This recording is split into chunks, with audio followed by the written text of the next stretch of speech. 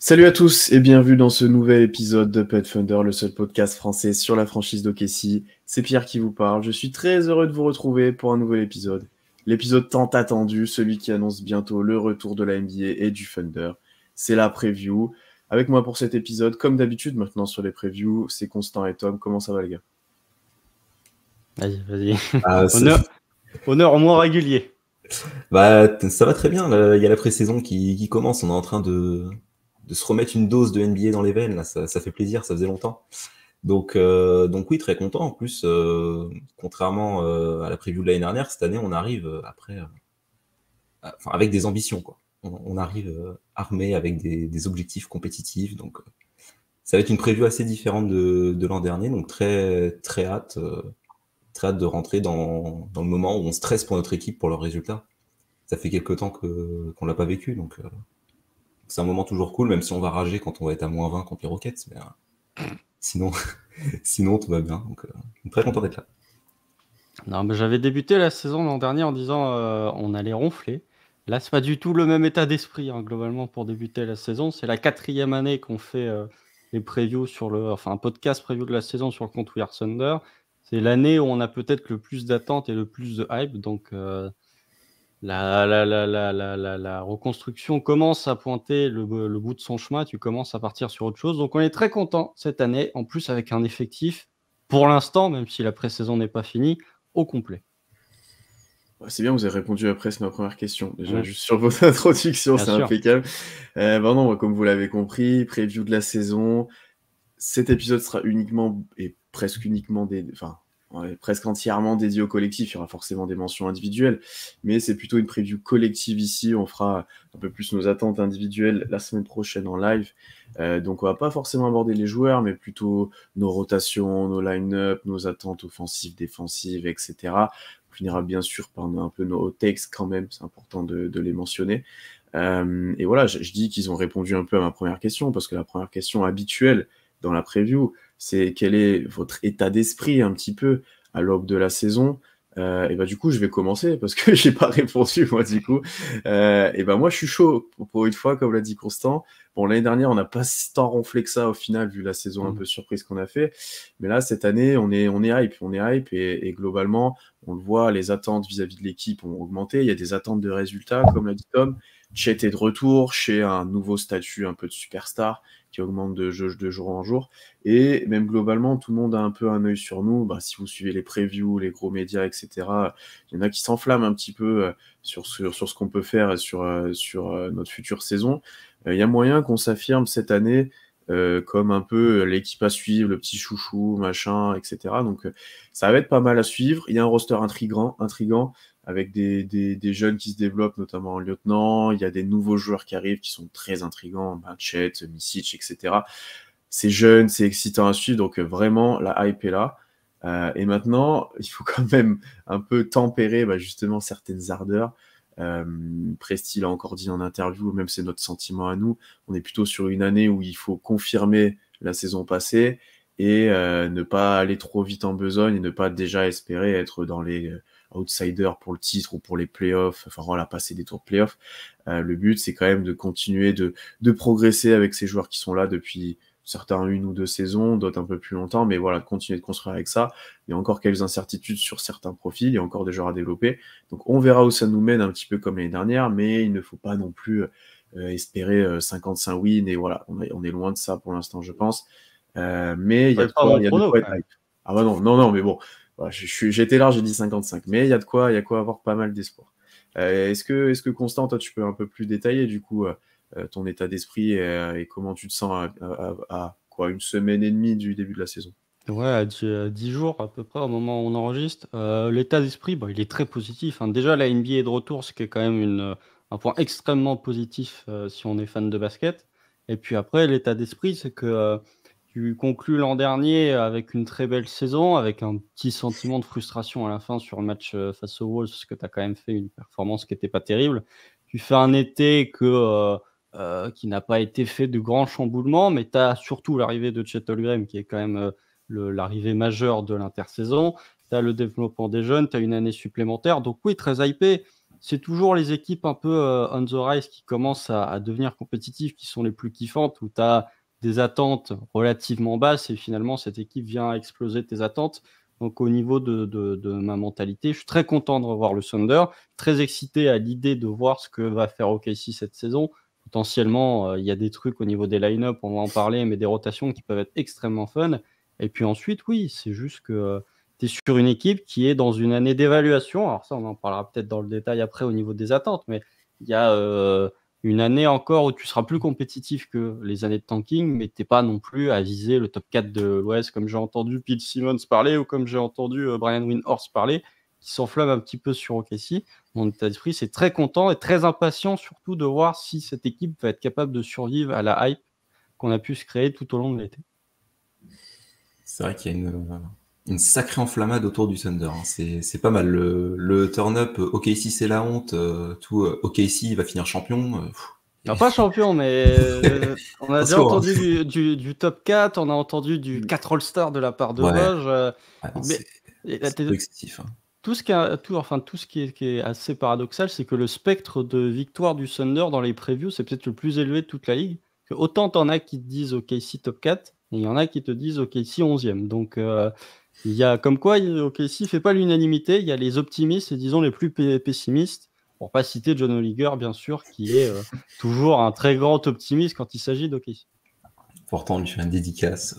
On saura ce qui s'est passé avec Sam Presti un jour, hein, parce que là, c'est pas possible. Hein. Mais il y a des pistes à explorer, parce qu'il y a eu un match de pré-saison qui s'est terminé en double overtime, et il a dit, comme punition, les équipes devront manger le média buffet d'Oklahoma City. Donc je pense qu'il doit trouver que la bouffe est dégueu à OKC, donc il se dit maintenant je vais les défoncer. Il n'aime pas les spécialités locales, bon, c'est important à savoir. Non mais sinon oui, je vais pas répéter ce que vous avez dit, évidemment, voilà, OKC, il y a une hype énorme autour de l'équipe. Moi, nous, on va être un peu plus tempéré à ce niveau-là, même si on est très enthousiaste à l'approche de la saison. Notamment auprès des matchs de pré-saison, où, perso, je me suis bien enflammé sur le dernier match, notamment. Mais il faut pas trop avoir de conclusion sur la pré-saison, c'est important. Mais oui, voilà, on a vu des bonnes choses l'année dernière. On a pas mal de continuité, ce qui n'est pas le cas de toutes les équipes, et dans une conférence Ouest qui est très, très, très, très condensée. Je pense que c'est pas si mal d'avoir un peu de continuité. On a quelques apports, on va voir l'apport des joueurs. Vous avez cité Chet et Micic, évidemment. On a drafté Kayson Wallace en 10. On est monté en 10 pour l'avoir. On va voir l'impact qu'il aura. On a récupéré peut-être un Davis Bertans, qui est un joueur d'expérience. Ça fait un peu moins de 10 ans qu'il est en NBA, mais ça fait peut-être 5-6 ans, ce qui arrive un peu sur le tard. Mais ça fait quelques temps qu'il est en NBA. C'est un mec qui peut apporter à OKC. On verra le rôle qu'on lui projette.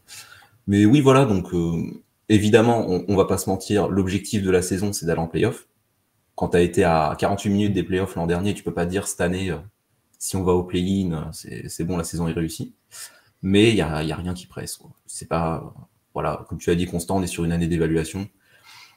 Voilà, on va voir ce que ce groupe va nous réserver parce qu'on a été très agréablement surpris l'an dernier. Donc pourquoi tout chambouler quand les joueurs répondent présents et qu'on a un groupe qui est en train de se former, qui prend de plus en plus de forme et qui prend de plus en plus d'expérience.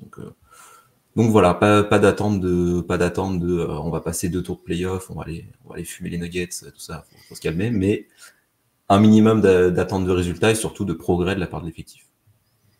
Après, au niveau de la hype, est-ce que c'est pas la saison où les fans d'OKC sont le plus hypés depuis peut-être la deuxième avec Paul George, donc la 2018-2019. Si, c'est sûr. Je pense, hein. Voire même la 2017-2018. Hein. Je suis même remonté plus là, parce que 18-19, il y avait un peu la déception. Après, tu avais gardé Paul George, tu avais tradé Melo, donc c'était déjà des victoires en soi, ça. Mais, c'est sûr. Mais après, ouais, pour moi, en tout cas, c'est 18-19 au niveau de la hype, parce que j'étais très content quand même de la prolongation de Paul George. Mais voilà, ça fait 5 ans que OKC n'a pas été depuis le départ de Russ. Hein. Oui, depuis le début de la reconstruction, hein, globalement. Ouais. 2019-2020, tu pouvais pas te douter au début de la saison que ça allait devenir ce que ça a été. Mais ouais, donc ça fait 5 ans que OKC est peut-être même au niveau des médias est une équipe à suivre, ce qui n'était pas le cas les précédentes années. Remémorez-vous, il y a quelques années, Moses Brown titulaire au poste 5, du Charlie Brown, du Josh Hall. Cette période-là, elle est révolue. On n'en parle plus. C'est bon, maintenant on a des vrais joueurs de basket sur le terrain. Ça fait plaisir. Ouais, la progression est déjà pas mal en 2 ans. Ouais, donc globalement, pas mal de hype, de ce que je comprends, mais globalement de ce qu'on voit et pas non plus trop d'attentes. Enfin, pour nous, en tout cas, peut-être que certains seront un peu plus dans les attentes, mais du coup, c'est un peu la meilleure période où, on a des espoirs, mais en même temps, si ça se passe moyen, c'est pas non plus, trop compromettant et trop grave. Enfin, voilà, c'est vraiment une bonne période à suivre et en plus, il y a d'autres enjeux, on le verra ensuite à regarder, notamment via les pics de draft qu'on aura l'année prochaine et cetera. Donc ça va être vraiment une saison intéressante à suivre. On va parler attaque maintenant. On va commencer à parler de nos attentes un peu plus terrain maintenant. On va commencer par l'attaque. L'attaque où l'année dernière, que Constant, je te cite et tu me corriges si je me trompe, mais tu avais dit on est à un step-up offensif d'être une plutôt bonne équipe. Ce qui Ouais. est arrivé concrètement, des progrès presque inespérés, que ce soit au tir, que ce soit même dans la production. On a eu plus de pace qu'on attendait. Enfin, l'année dernière, on avait l'impression qu'ils avaient un peu écouté notre preview, qu'ils avaient coché un petit peu nos attentes. Donc ça, c'était vraiment le gros point positif et ces progrès en attaque qui nous ont permis, parce que notre défense était toujours plutôt bonne, nous ont permis de monter dans le classement, d'accéder au play-in, gagner un match de play-in, etc. Est-ce qu'on attend un deuxième step-up offensif cette année? Est-ce qu'on attend une confirmation? Voilà, qu'est-ce que pour vous, vous allez regarder un petit peu sur toute la saison, pas que le début, mais sur toute la saison? Et je te laisse commencer, toi. Bah, moi, c'est pas de ce côté-là du terrain que j'attends spécialement une progression. On parlera de la défense après. Mais vu que l'an dernier, on était le 16e offensive rating, qui a eu déjà une belle amélioration, je m'attends pas à ce qu'on soit top 10 attaque NBA. Bon, si on le laisse, ça va être l'éclate, hein, mais moi, je m'attends à ce qu'on conserve notre bon niveau offensif, parce qu'on a quand même notre attaque, enfin notre beau niveau offensif, a pas mal reposé sur un Shai Gilgeous-Alexander assez énorme. Donc, moi, ce que j'attends déjà, c'est qu'on conserve les bonnes bases de l'an dernier, donc c'est-à-dire déjà une grosse pace, on court. On court, on a une équipe jeune, faut courir, faut continuer comme ça. C'était un peu un truc qu'on reprochait les années d'avant, mais l'an dernier, OKC, voilà, c'était la 3e pace de la ligue, ça courait à fond. Donc faut continuer comme ça. On a une équipe qui est très jeune, qui aime bien en plus le jeu de transition. Enfin, des passes de Josh Giddey en transition, un J-Dub qui va au cercle, enfin, c'est inarrêtable, quoi. Euh, et après, oui, il peut y avoir d'autres axes d'amélioration, mais pour moi, c'est plus des ajustements collectifs. Je ne vais pas tout parler de tout non plus tout de suite. Je vais laisser un peu de choses à Constant aussi, qui a souvent des choses à dire là-dessus, mais notamment sur le mouvement de balle. C'est vrai que l'an dernier, on était la 27e équipe au niveau de l'assist pourcentage, donc c'est-à-dire qu'on joue peut-être un peu trop d'ISO. Et l'idée cette année, c'est pas forcément d'avoir une top 10 attaque, mais c'est d'avoir une attaque plus collective. Donc que ça soit moins dépendant des tirs en fin de match de Shai. Voilà, parce que quand il est bien défendu, Shai, on avait tout de suite beaucoup moins de solutions. Et là, l'objectif, c'est d'un peu plus partager le ballon. On l'a dit tout à l'heure, on a recruté par exemple un Micic. Micic, si vous avez vu un petit peu de pré-saison, ou je sais pas si vous regardiez de l'Euroleague avant ou pas, c'est un très bon joueur de pick and roll, par exemple. C'est un axe qu'on peut utiliser, c'est un bon distributeur. Avoir peut-être plus la balle dans les mains de Josh Giddey, avoir je sais pas ce que J-Dub peut faire un peu à l'initiation, mais d'avoir un peu plus de joueurs différents qui initient de l'attaque plutôt que de la balle à Shai et vas-y, débrouille-toi, bourre le cercle, parce qu'il est très fort pour ça, mais on peut pas avoir une solution unique à ce niveau-là. Donc pour moi, l'axe principal d'amélioration au niveau de la régulière, c'est de plus partager la balle, d'avoir un peu moins de dépendance au niveau de Shai Gilgeous, parce qu'il va pas nous faire des saisons à 31 points tous les ans. Bon, il peut, mais peut-être pas, on verra. Peut-être pas avec cette efficacité-là, pour le coup. Non. Mais, alors ouais, moi, mes attentes en attaque, disons que c'est difficile d'avoir des attentes parce que tu sais que le jeu du Thunder sera le même que ces 3 dernières années, à savoir beaucoup de drive. Donc tu peux assez facilement prévoir comment sera gérée l'attaque. C'est plus tout ce qui va être autour enfin, tout ce qui va précéder cette finalité qui est le drive et le tir près du cercle sur lequel on peut avoir des attentes. Je pense qu'il ne faut pas non plus tomber complètement dans le prisme de jouons collectif, donnons beaucoup de ballons à nos jeunes, que ce soit Jalen Williams, que ce soit Josh Giddey, voire même à Chet Holmgren, tout en délaissant ta superstar offensive qui est chez Gilgeous-Alexander. Pour moi, tu dois quand même avoir un Shai, je sais plus, il devait être à 21, 22, 23 tirs tentés par match l'an dernier, pour qu'il soit à peu près dans ces eaux-là. Hormis si l'attaque prend vraiment un step considérable et que finalement tu fais ce qu'ont pu faire les Nuggets, par exemple, où tu es une attaque d'élite avec ta superstar offensive qui prend peu de tirs. Ok, dans ce cas-là, oui. Je ne pense pas que le Thunder ira vers ce prisme-là. Il y a eu des progrès qui ont été faits en attaque l'an dernier, mais il y a quand même beaucoup de points sur lesquels tu peux t'améliorer. Le jeu collectif en est un, mais en même temps, quand tu as un joueur d'ISO aussi qualitatif que Shai, tu as envie de lui laisser des ISO parce que il est productif en quantité et il est qualitatif en points par possession sur ses isolations. Tu parlais du pick and roll, Tom, avec l'arrivée notamment de Micic. L'arrivée d'un joueur comme Chet Holmgren qui amène de la menace verticale, ça peut potentiellement aider à faire un peu plus de pick and roll. Continuer dans cet axe de progression, d'amélioration sur le tir à 3 points, c'est un facteur qui était très important pour OKC l'an dernier, qui a débloqué pas mal de choses en attaque. Tu es passé de 30e à 17e. Faut continuer dans ce sens-là. Alors, peut-être pas arriver top 10, mais déjà rester dans la moyenne NBA avec les tirs rémunérateurs que tu as près du cercle, ça peut faire de toi une très bonne attaque. Continuer à bien conserver le ballon. OKC était une équipe qui perdait assez peu de ballons sur phase offensive, donc ça aide tout de suite. Même si Josh Giddey pouvait parfois faire quelques fautes de style, j'ai envie de dire, au niveau des passes, de création. Shai perdait assez peu le ballon.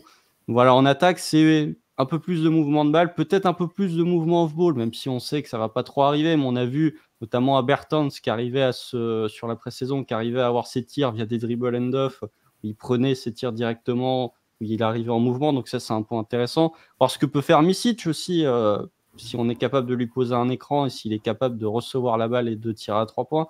Voilà, mes attentes en attaque, c'est continuer sur la lignée de ce que tu as fait l'an dernier, peut-être en jouant un peu plus collectif ou en incluant un peu plus les joueurs sur le parquet, autre que d'avoir un Shai Gilgeous-Alexander qui met 10 points sur le carton, même si ça reste malgré tout ta superstar en attaque et qu'il lui faut l'abreuver de ballon. Moi, je vous rejoins sur pas mal de points. Déjà, bien sûr, conserver cette identité que tu développes depuis 3 ans et qui commence de fonctionner parce que tu as les joueurs pour. Effectivement, on est une équipe qui partage la balle pas excessivement, qui a des joueurs très bons sur le 1 contre 1 sur l'ISO, notamment Shai, qui est très très bon. Donc tu peux pas enlever totalement ça. Et tu peux pas, comme tu as bien dit Constant, tu peux pas enlever beaucoup de ballons hachés pour les donner aux autres. Ça serait complètement, ce serait assez stupide et je suis pas sûr que ça soit un gage de résultat de faire ça. Après, moi ce que j'avais noté en point, c'est qu'il faut un peu plus l'aider sur certains passages, et ça tu l'as bien dit.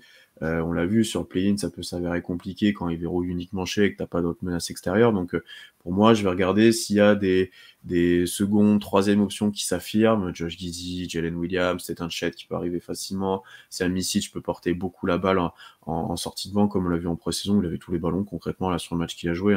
Dès qu'il est rentré, au détriment d'un Cason Wallace par exemple ou autre, il avait vraiment tous les ballons.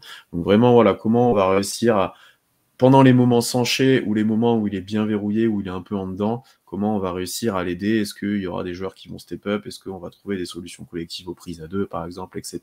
Ce qu'on commençait de faire l'année dernière. Ensuite, je vais pas mal regarder, moi, comment les nouveaux joueurs vont être inclus, bien sûr. Chet, comment on arrive à l'utiliser, qu'est-ce que ça devient, est-ce qu'il apporte vraiment un plus dans la verticalité, dans le spacing aussi, s'il recommence de mettre des tirs comme il a été un peu plus adroit là sur la précision, il en a mis un peu plus. Donc ça va être intéressant de voir comment on l'inclut dans le jeu parce que tu as un joueur qui va avoir beaucoup de minutes au poste de pivot, ce qui n'était pas forcément le cas l'année dernière et qui a un statut ou un rôle des qualités complètement différentes d'un Jalen Williams ou les autres joueurs. Donc ça va être intéressant de voir comment on l'utilise. Et après, la dernière chose, c'est d'amener un peu plus de variété à cette identité de base, pas uniquement les mêmes situations pour Shai tout le temps, pas uniquement des 1 contre 1 pour Josh, etc. Là, il y avait des choses intéressantes en pré-saison, j'espère qu'on va les garder sur des Spain pick and roll, etc. On essaie de libérer Chet, mais Chet va apporter de nouvelles options, Micic va apporter de nouvelles options. Voilà, il y a pas mal de choses qu'on peut nouvellement exploiter grâce aux renforts qui sont arrivés. Même un Bertans peut t'amener un peu de jeu off-ball et des courses à travers le terrain que fait pas forcément le jeu pour l'instant, mais lui, il peut les faire.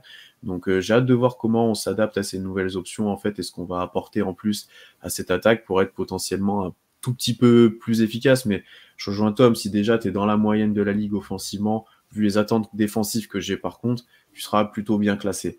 Mais il faut confirmer les progrès de l'année dernière, il faut confirmer les progrès au tir, qui avec les joueurs recrutés sont censés être encore plus visibles. Et ça va passer par de la mise en place collective, et la continuité qu'on a est assez importante là-dessus. Il y a 2 choses que je trouve intéressantes. C'est la première, amener un peu plus d'imprévisibilité dans le jeu d'OKC.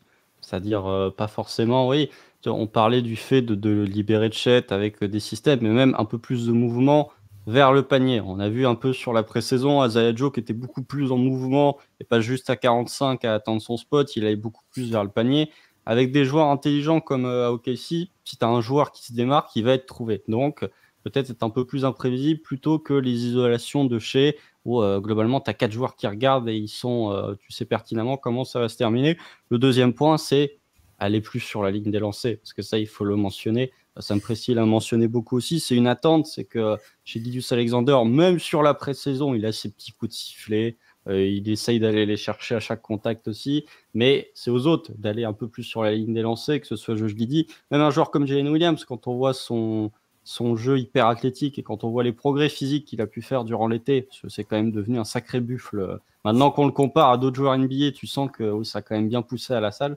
Mais aller un peu plus sur les lignes des lancers, provoquer plus de fautes, parce que quand tu fais autant de drive, autant de tirs près du cercle, avoir aussi peu de lancers, c'est pas normal. Et ne serait-ce que d'aller plus sur la ligne des lancers, ça peut faire de toi une équipe top 10 si tu conserves la même efficacité que tu avais l'an dernier. Donc, sur ce point-là, et le dernier point, un peu accessoire et un peu plus axé en construction, voir si tu as une deuxième option offensive parmi cette équipe. Que ce soit Josh Giddey, que ce soit Jalen Williams, que ce soit Chet Holmgren, je m'en fiche, mais de voir si tu as vraiment ce joueur capable, si chez trapper, si chez blitzer, de prendre ses responsabilités en attaque et d'être capable de mener cette attaque sur quelques possessions. Voir si tu as ce joueur dans le roster, voir si tu ne l'as pas. On est encore dans une année d'évaluation, j'y reviendrai quand on fera le prono, mais essayer de déterminer qui sera capable de le faire et si jamais quelqu'un est capable de le faire. C'est ça, faut du soutien, faut être moins prévisible, parce qu'en plus, OKC va être beaucoup plus attendu au tournant cette année.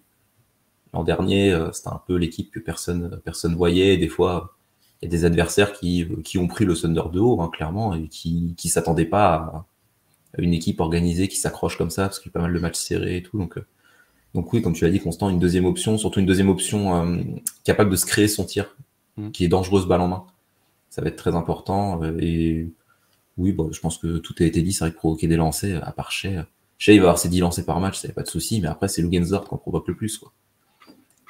C'est bien, hein, Luguensdorf, plus de 3 par match, c'est bien, mais J-Dub, Giddey, voilà, on peut les citer, c'est eux qu'on attend clairement au tournoi à ce niveau-là. Oh, même Chet, hein. Même Chet. Après Chet, bah, on va voir ce qu'il va nous proposer à ce niveau-là, mais c'est vrai qu'un mec de 2,16 avec l'esquisse de Chet, s'il fait pas tomber quelques lancers par match, voilà, ça va être moyen, quoi. Oui, t'as un joueur qui a pas peur du contact, quoi. Il évite rarement le contact, Chet, donc c'est pas Josh Giddey sur ce niveau-là. Donc, puis on a vu, genre, juste sur la pré-saison, déjà, c'est pas le même joueur qu'en Summer League avec des moins bons joueurs autour de lui. C'était déjà autre chose, là, de le voir évoluer dans ce contexte-là. Donc, c'est assez dur de prévoir ce que va être Chet. Je pense qu'il y aura un peu de tout l'année prochaine. Ça va être drôle de. Après, en attaque aussi, un point sur lequel il va falloir progresser, qui peut changer beaucoup de choses dans la saison. Il va falloir être meilleur dans le clutch, hein. Par contre, il va falloir être bien meilleur dans le clutch. Et ça rejoint ce point de deuxième option où Casey a perdu beaucoup de matchs dans le clutch l'an dernier. J'ai plus le pourcentage de victoire, mais on était parmi les derniers de la ligue. Ce qui est normal pour une équipe jeune, tu apprends. Mais cette année, quand on voit la conférence Ouest, on se dit que ça peut se jouer. Enfin, la 11e et la 16e place peut se jouer à quelques victoires. Et si jamais tu parviens à gagner ou à perdre des matchs serrés, notamment face à des adversaires potentiels pour la course au play-off, eh ben, ça peut changer pas mal de choses sur ta saison. Donc l'an dernier, c'était de l'apprentissage.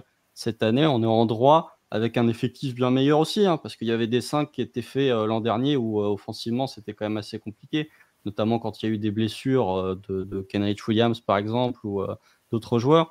Cette année, c'est plus de l'apprentissage, tu as quand même des objectifs et il faut progresser dans ce domaine parce que l'an dernier, tu as quand même eu un échantillon assez élevé de matchs clutch joués pour éviter de refaire les mêmes erreurs. On était 26e de la ligue dans le clutch à 39,5% de victoire. Voilà. Donc on est avec des Bulls, Rockets, Spurs, voilà. Donc si tu veux accéder un peu aux tops équipes, il faut que tu remontes en haut. Par exemple, les Bucks, qui sont les meilleurs de la ligue, sont à 77% de victoire dans le clutch. C'est un peu une anomalie, mais tu vois, Boston deuxième, 64%, il faut que tu te rapproches des 60%. Et effectivement, je suis d'accord avec toi que... Oui, 50 en soi. Je suis d'accord avec toi que ça va être tellement dense à l'ouest que la moindre win ou le moindre match comme l'année dernière que tu vas lâcher chez une petite équipe ou autre pourra te coûter encore plus cher. Et effectivement, dans le clutch, on doit mieux exécuter parce que dans le clutch, c'est le moment où tu dois offensivement Alors, tu as toujours cet aspect individuel où tu as ta star qui a envie de take over le match et de jouer tout seul, ce que fait Shea, plus ou moins bien d'ailleurs. Mais c'est là pour moi où tu dois le mieux exécuter. C'est là où tu dois créer des bons tirs, tu dois créer des bonnes situations, que ce soit individuellement ou collectivement, et où tu dois un peu plus utiliser des fois de systèmes ou de choses un peu plus diverses si tu as besoin. Hein. Et c'est ce qui manquait un petit peu l'année dernière, où c'était on donne la balle à Shea, on regarde ce qui se passe. Alors des fois, du coup, il plantait des énormes tirs, et des fois, il se passait pas grand-chose et il se faisait stopper. Donc ouais, ça c'est un vrai axe de progression aussi, offensivement pour le coup, parce que défensivement, je pense que on est capable de faire les efforts et on les a déjà fait pour revenir sur les fins de match. Et puis, défensivement, on a un joueur clutch, on a le Gensdort. Hein. Le nombre de matchs qu'il nous a gagné dans le clutch défensivement, c'est vraiment un problème d'exécution offensive et du fait d'être prévisible, parce que si Shea a des pourcentages aussi bas dans le clutch, c'est aussi parce que ils l'attendent. Quoi. Ils savent que c'est lui qui va prendre le tir, donc c'est plus facile à défendre pour les adversaires.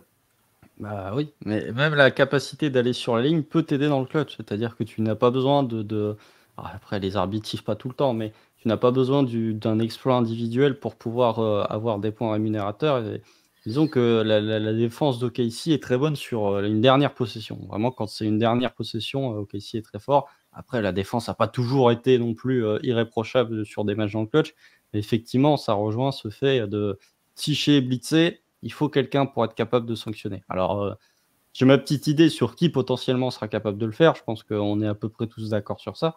Mais on va voir. Peut-être qu'un joueur, voilà, et c'est là où le recrutement d'un Micic n'est pas inintéressant pour moi, parce que tu as un joueur qui a connu ces situations en Europe. Alors, effectivement, sur son match de pré-saison, c'était feu vert, la marque de l'expert en termes de tir. C'était vraiment, il avait tout ce qu'il voulait. Il y avait du déchet, hein, beaucoup de déchets. Mais c'était quand même fun de le voir jouer. Tu vois ses qualités en tant que joueur, rien que sur cet échantillon.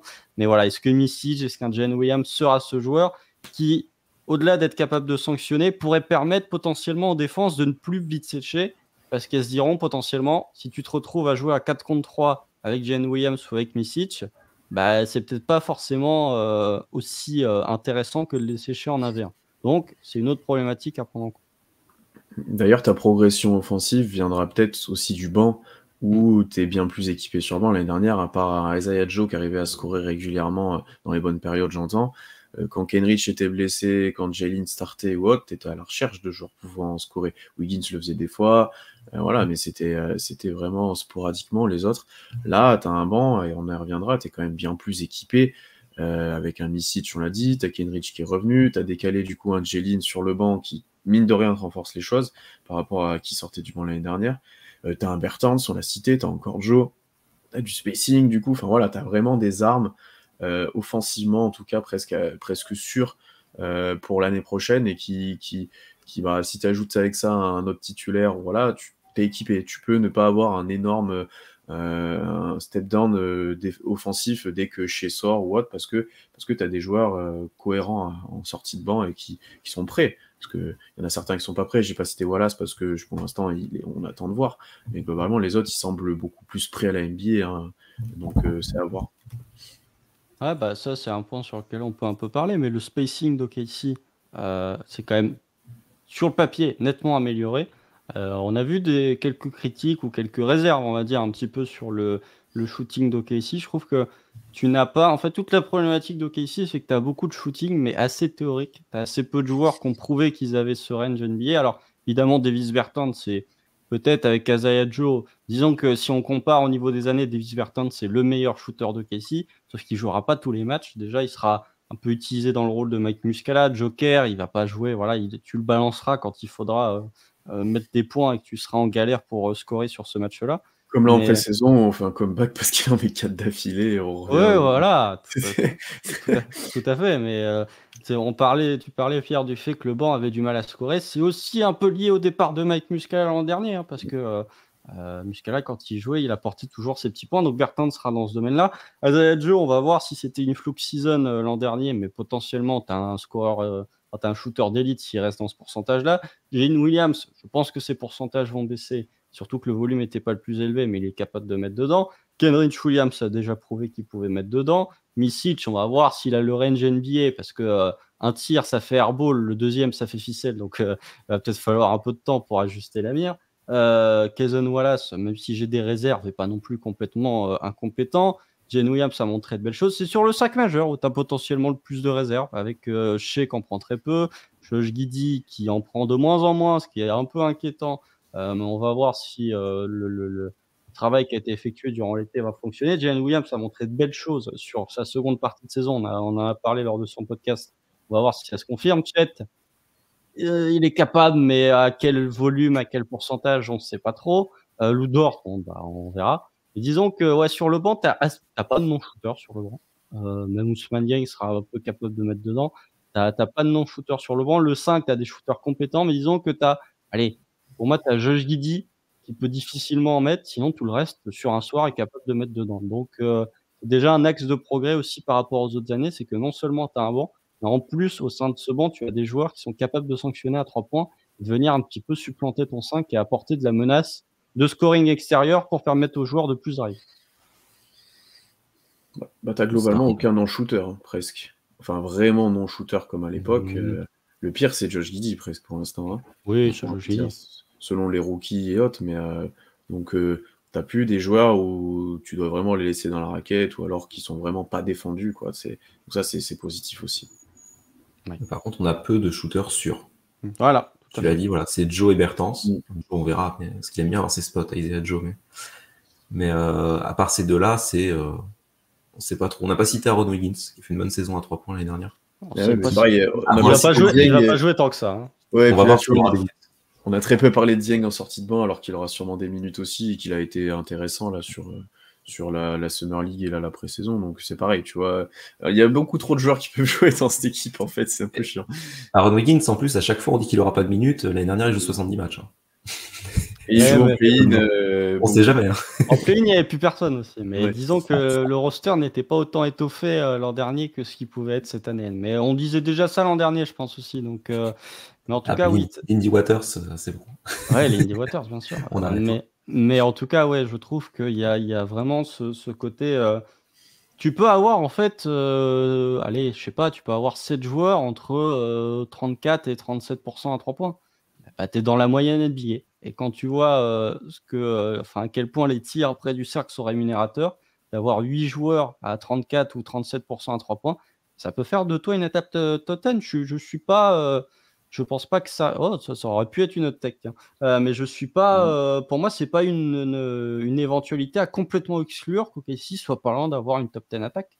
Que si tu as Shea qui continue d'être aussi efficace et que tu as des joueurs un peu plus compétents à 3 points, sachant qu'OKC prend quasiment que des 3 points grand ouverts, pour moi, t'es pas si loin que ça de cette éventualité. Il y a un monde où ça arrive, mais j'y crois pas trop. Ouais. On va voir. Effectivement, si toutes les planètes sont alignées, notamment au niveau du tiers, ça pourrait arriver. Par contre, tu fais une bonne transition. Défensivement, maintenant, sur nos attentes, là, j'attends une défense top 10. Ce sera une des premières choses que j'ai mentionnées. Non, parlons un peu plus défensivement maintenant. On a là aussi des ajouts très importants pour le roster. L'année dernière, on était déjà très compétent défensivement, et ce même dans les périodes de reconstruction, on était assez compétent défensivement. Là, on ajoute des options. On en a beaucoup parlé avec Constant, nous, de comment on arrivait à défendre correctement malgré des déficits de taille, quelle problématique ça entraînait. Voilà. Est-ce que vous attendez un nouveau step-up défensif l'année prochaine avec notamment l'ajout de Chet, ou alors qu'est-ce que vous allez regarder de tout ça? Vas-y, Tom. Alors oui, comme tu l'as dit, top 10 défense. Moi aussi, c'est mon attente. C'est même pas une hot take. On était 13e l'année dernière. On n'avait pas de pivot. On n'avait pas de protecteur de cercle. Notre meilleur protecteur de cercle, c'était Poku. Donc cette année, on a Chet Holmgren. J'en ai rien à foutre. On doit être top 10 défense. Surtout que Chet, ce qu'il amène... Alors, je préfère tempérer tout de suite. Il y aura besoin d'une période d'adaptation. Parce que OKC a été habitué à défendre en jouant small ball, en étant très agressif sur le porteur, donc en faisant beaucoup de fautes notamment.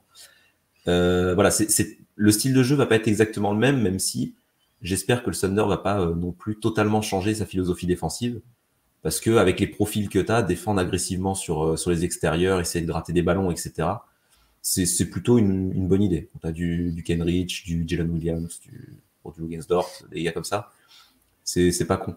Mais vu nos soucis défensifs de l'an dernier, c'est-à-dire le rebond, Chet il tourne à 10 rebonds de moyenne en NCAA, à côté de Drew Timme qui était quand même un sacré boulimie du rebond aussi. ça déjà, c'est pour moi aussi important que la protection de cercle. L'an dernier, on était 28e au rebond défensif. On était pas mal au rebond offensif, mais en rebond défensif, c'était une catastrophe. On laissait des secondes chances aux adversaires. Pour peu que les adversaires aient un pivot gros rebondeur type Valanciunas, Sabonis, des gars comme ça, on se faisait défoncer. Donc cette année, avec un Chet Holmgren, ça va pas révolutionner non plus notre rebond, mais ça nous fait quand même une vraie option en plus. On a un mec de 2m16 qui va patrouiller dans la raquette, donc ça va être beaucoup plus dur pour les adversaires d'avoir des secondes chances.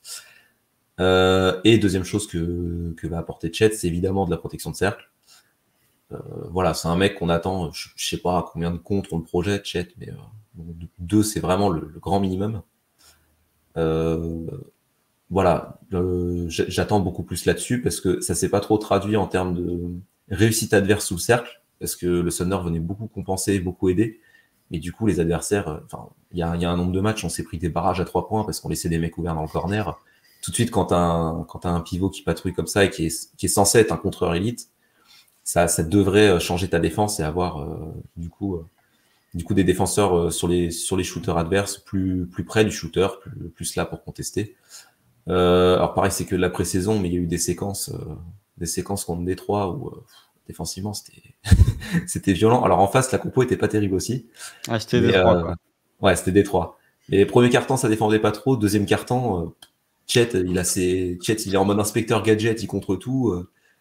T'as les mecs qui grattent tous les ballons, les mecs dès qu'ils shootaient, il y avait une main dans la gueule. Enfin vraiment, c'était ça n'a pas trop défendu globalement sur les 2 matchs de pré-saison qu'on a eu. C'est sûr, de toute façon, la pré-saison pour défendre. Après la pré-saison, pour juger, bon. Ouais. C'est ça. Mais t'as des séquences où tu te dis, oulala, ok, ici défensivement, en plus pour mener à de la transition derrière, donc offensivement, tu peux être rémunéré en points derrière. Enfin, tu peux faire quelque chose d'assez impressionnant. Alors, il y aura besoin d'une période d'adaptation, mais pour moi, à partir du moment où t'ajoutes Chet, et puis on verra l'impact de Cason Wallace, les minutes qu'il aura, mais potentiellement, c'est un bon profil défensif sur les guards. Le Thunder doit être top 10 défense. On l'était, c'était il y a 2 ans où au All-Star Break, on était 8e défense, un truc comme ça, alors qu'on avait une équipe pourrie. Là, cette année, avec une équipe compétitive, clairement, pour moi, c'est un objectif à se fixer. C'est vraiment sur ce côté du terrain-là que j'attends une amélioration du Thunder.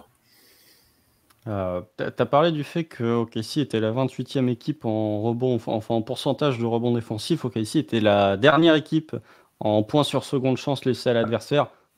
Première, si vous partez de la fin, et d'assez large. Hein. C'est-à-dire que non seulement on prenait des rebonds offensifs sur la tronche, mais en plus, tu donnais beaucoup de points à l'adversaire. Tu parlais du fait qu'il allait avoir un temps d'adaptation. Moi, je pense que ce qui a été fait l'an dernier, ça va être fait, mais x10. C'est-à-dire que le truc d'OKC, c'était d'être agressif sur le porteur, déjà pour éviter un tir sous le cercle, mais aussi pour récupérer des paniers, des ballons rapidement, plein axe, souvent, ce qui donne facilement des points en transition. Et il y avait ce côté de, ok, on joue agressif parce qu'on a peur que le premier rideau, une fois le premier rideau passé, tu te retrouves avec Jalen Williams à devoir défendre sous le cercle. Là, c'est plus Jalen Williams, en fait, le second rideau, c'est Chet Holmgren. Donc, si tu es un joueur comme Ludor, si tu es un joueur comme Shea, si tu es un joueur comme Jalen Williams, tu peux te dire, je vais tenter un peu de reach l'interception, parce que même si je suis battu, en fait, le gars que les défenseurs vont se retrouver à jouer près du cercle, ça va être un contreur élite. Donc, je pense que OKC peut vraiment rester sur cette lignée, d'être ultra agressif sur le porteur pour récupérer des ballons faciles et ensuite inscrire des paniers faciles, parce qu'avec l'arrivée de Chet, tu as beaucoup plus confiance sur ton second rideau et sur ta seconde lame. Mes attentes en défense, je sais. Être top 10 défense, oui, potentiellement, bien sûr. On va voir comment ça va se passer, mais au-delà de ça, j'ai plusieurs points sur lesquels je vais surveiller le Thunder. La première, c'est faire moins de fautes. Ça, c'est quand même un point sur lequel il va falloir être beaucoup plus cadré, beaucoup plus cadenassé. C'est-à-dire que c'est très bien d'être agressif, mais il y a des moments où il faut se restreindre un petit peu et éviter de mettre ton adversaire dans le bonus alors qu'il reste 8 minutes. Moins suraidé, comme ça a été le cas l'an dernier, mais avec l'arrivée de Chet, j'ai moins de doutes sur ça. Un autre point que je veux voir, c'est toujours des joueurs impliqués off-ball. C'est-à-dire que Shea était très bon pour intercepter les lignes de passe. On a vu que Cason Wallace est très bon dans ce domaine-là. On va voir si ça se reproduit. Disons que Lou Dort va être sur le point of attack sans trop de soucis. Mais ce qui m'intéresse de voir, c'est comment les autres vont réagir sur les jeux off-ball, s'il y a du mouvement, etc. Et ensuite, oui, protéger le rebond, mais c'est un peu défensif. Mais même au-delà du fait que Chet prend beaucoup de rebonds, il est très bon pour faire des box-out aussi. Donc, ça peut aider les autres à récupérer des rebonds, notamment à Josh Giddey, parce qu'il n'y avait personne qui faisait les box-out au OKC l'an dernier, ce qui faisait que tu avais beaucoup de rebonds offensifs. Donc une défense potentiellement top 10, mais qui, je pense, restera toujours aussi agressive sur le porteur et qui devra moins commettre de fautes pour être une défense top 10, parce qu'on dit défense top 10, et l'an dernier, OKC était 13e, et ça ne prenait pas en compte les lancers, ça prenait en compte que les tirs. Donc, si tu pondères avec les lancers, OKC était un peu plus bas à ce niveau-là. Bah, moi, j'espère que ça va garder l'agressivité, parce que c'est ce qui a fait ta réussite depuis 2-3 ans. La venue de Chet ne doit pas changer ça, elle doit juste, comme tu l'as bien dit, te permettre peut-être de le faire encore plus et aider sur d'autres aspects. Typiquement, moi, c'est ce que je vais regarder, et tu l'as bien cité, sur les aides l'année dernière, où tu devais être sur-agressif, faire des rotations à des multiples joueurs, compenser beaucoup de choses, parce que tu n'avais pas de protection de cercle, parce que du coup, tu étais obligé d'être très agressif sur les extérieurs. Là, tu as Chet derrière. Donc, tu peux être agressif sur les joueurs, tu auras Chet derrière, et tu peux tourner un peu plus facilement dans les rotations défensives. Voilà, ça va te compenser énormément de choses. Et puis, comme l'a dit Tom, au cercle, tu seras bien plus solide quand il sera sur le terrain. Tu seras bien plus... il va beaucoup plus intimider qu'un Jalen Williams ou autre. Il fera pas que des passages en force, au contraire, quoi. Donc ça va être bien plus pertinent là-dessus. À voir à combien de contre il est. On en parlera notamment de ce qu'on attend de Chet l'année prochaine. Mais ouais, je pense qu'il peut changer vraiment la défense. Et du coup, c'est vraiment, moi, de la correction des minimes faiblesses qu'il peut y avoir, parce que quand tu es une défense déjà au-dessus de la moyenne, c'est que tu as des faiblesses qui sont plutôt cachées. Donc, c'est correction de ces faiblesses-là, donc vous avez cité au rebond, protection de cercle, dans les aides, etc. Et pour moi, ça doit te permettre de passer un cap vraiment défensif, d'être au moins top 10, voire plus haut, j'en parlerai plus tard. Mais tu peux être, vu le profil de l'équipe, vu ta capacité, que ça soit à défendre en drop, en switch, à défendre les extérieurs sur le porteur, potentiellement, comme tu as dit, à confirmer sur le off-ball, sur les écrans, etc., où on a des joueurs intéressants. Même un Isaiah Joe, par exemple, est plutôt bon sur la défense off-ball, parce qu'il n'a pas de déficit physique, enfin, moins de déficit physique. J'attends vraiment un step-up et vraiment une défense encore plus organisée que l'année dernière, et qui est vraiment dominante soir après soir. Parce que j'ai l'impression que l'année dernière, selon comment l'attaque adverse arrivait à exploiter nos faiblesses, il y a des fois on était à la rue complet défensivement, notamment sur certains cartons. Et là, j'attends vraiment que presque soir après soir, tu aies cette exigence défensive. Surtout qu'on l'a dit, sur le banc, tu as des profils shooters, mais tu as aussi des très bons profils défensifs. Quand tu as un Kenrich, un Cason Wallace potentiellement qui vont sortir du banc, défensivement, tu régresses pas, quoi. Tu es dans la même chose qu'avant. Donc, à voir si tout le monde se met au diapason de ça, comment ça fonctionne. Mais je suis d'accord avec vous que on va attendre des progrès, on va attendre des corrections des faiblesses, mais il faut garder les bases établies, même avec Chet. Et justement, ça doit pousser encore plus ces bases-là plus loin dans l'agressivité, plus loin dans le fait de gagner des balles, parce que je pense que les problèmes d'OKC offensifs, peut-être sur jeu placé ou autre, ou sur le manque de variété, tu peux les compenser aussi en courant, en gagnant des ballons et en ayant de la transition, ce qui a très bien marché l'année dernière. Il faut le faire chez le meilleur joueur de transition de la NBA presque, si tu enlèves les grands, voilà, c'est un des meilleurs. Il faut qu'il ait des situations comme ça, il faut que Giddey puisse courir, il faut que Jalen Williams puisse courir. À un moment, la saison dernière, Shea était plus efficace sur transition que Giannis. Oui, c'est pour ça que j'ai mis, c'est le seul auquel je pensais, mais les deux, c'est les meilleurs joueurs en transition, quoi, concrètement. Ouais, je crois qu'il y a KD, je crois, il doit être dans le tas. Enfin, c'est un clan d'élite, hein. Mais voilà. Et t'as parlé du fait que la défense devait être capable de répondre soir après soir à ce que proposait l'attaque adverse. OKC doit être capable de défendre fort tous les soirs aussi. C'est un point sur lequel j'ai envie de souligner. Et pas défendre en fonction de comment est l'attaque. De dire, bon, alors si on met 150 points, on va en prendre 125. Et si on met 115 points, on va en encaisser 108. C'est difficile, hein, bien sûr, d'être une équipe très forte offensivement, une équipe très forte défensivement soir après soir. Hein, ça fait toi un contender, hein, très clairement. Et on est quand même sur un effectif jeune. Je sais pas. Je pense que les Rockets, peut-être les Pistons, mais OKC doit être le deuxième, si ce n'est encore l'effectif le plus jeune de NBA en termes de moyenne d'âge. Le plus vieux, c'est Bertans, il a 30 ans. Rendez-vous compte, hein, le joueur le plus vieux de l'effectif, il vient d'avoir 30 ans. Peut-être que ça peut faire mal pour certains de nos auditeurs d'entendre ça. Mais après, non, je trouve que une défense beaucoup plus... peut-être pas soir après soir, mais beaucoup moins dépendante de ce que fait l'attaque. Et après, Le fait d'être hyper agressif va faire que tu vas manger quand même énormément d'énergie. Donc, il y aura peut-être des matchs où OKC sera un peu plus discipliné, où on reviendra sur des préceptes qu'on a vus il y a 2 ans. Parce qu'il y a 2 ans, quand on était top 8 défense, il semblait qu'on était l'équipe qui faisait le moins de fautes de la ligue. Donc, il y a eu vraiment un shift qui a été fait entre la 21-22 et la 22-23. Mais ouais, beaucoup moins dépendant. Et un point quand même qu'il faut souligner, parce que ça va arriver, comment les schémas défensifs vont être adaptés ou pas quand Chet ne sera plus sur le parquet ou quand Chet sera potentiellement blessé ou mis au repos, parce que c'est une éventualité qui va arriver. Déjà, les minutes où il ne sera pas sur le parquet, tu n'as pas du tout le profil pour venir complémenter. Non, tu n'as pas du tout le profil pour venir remplacer et faire la même chose que ce qu'est capable de faire Chet. Donc, qu'est-ce que tu fais? Tu repars sur la même chose que l'an dernier, tu pars sur l'ultra small ball et du coup, tu switches sur tout. Ça va être intéressant de voir ce qui va être fait et les schémas défensifs mis en place par Marc Desno, maintenant on peut dire, puisqu'il a des origines françaises. Mais ouais, ça va être curieux de voir comment ça va se positionner et comment ça va se dérouler. On va mettre Poku, il fera la même chose. Allez, Olivier Sarr. Allez, c'est le profil, en vrai, Poku, c'est le profil le plus proche. Sera-t-il encore dans le roster? Parce qu'on n'a pas parlé des cuts encore. Ça va arriver, ça va arriver. Et s'il est dans le roster, aura-t-il des béquilles? Ça aussi, faire gaffe. Comment ça s'appelle les trucs que tu as sur le genou, là, les protections? J'ai oublié. Des genouillères? Une genouillère, ouais. Ouais, une genouillère, ouais, je sais plus si c'est ça exactement, mais oui, effectivement, ça va être intéressant de voir, sans trop avancer les rotations, mais quel choix sera fait au poste 5 et comment la défense va répondre au fait que Chet ne sera pas là. Parce que effectivement, Chet, c'est quand même l'élément majeur de ta défense. C'est un joueur sur lequel tu peux construire ta défense, mais il y aura aussi des moments où il ne sera pas là, des moments où il sera absent, des moments où il sera sur le parquet, des moments où il aura des problèmes de faute. Je pense que ça va arriver aussi, tout intelligent qu'il est. Donc, ce sera à la défense d'OKC de réagir et de s'adapter à cette absence de Chet. On a parlé un peu, justement, on a parlé un peu roster, cut, etc. C'est le moment d'en parler, c'est le sujet suivant. Donc, c'est impeccable. On va commencer par analyser un petit peu là sur le roster qui reste. 3 joueurs à couper.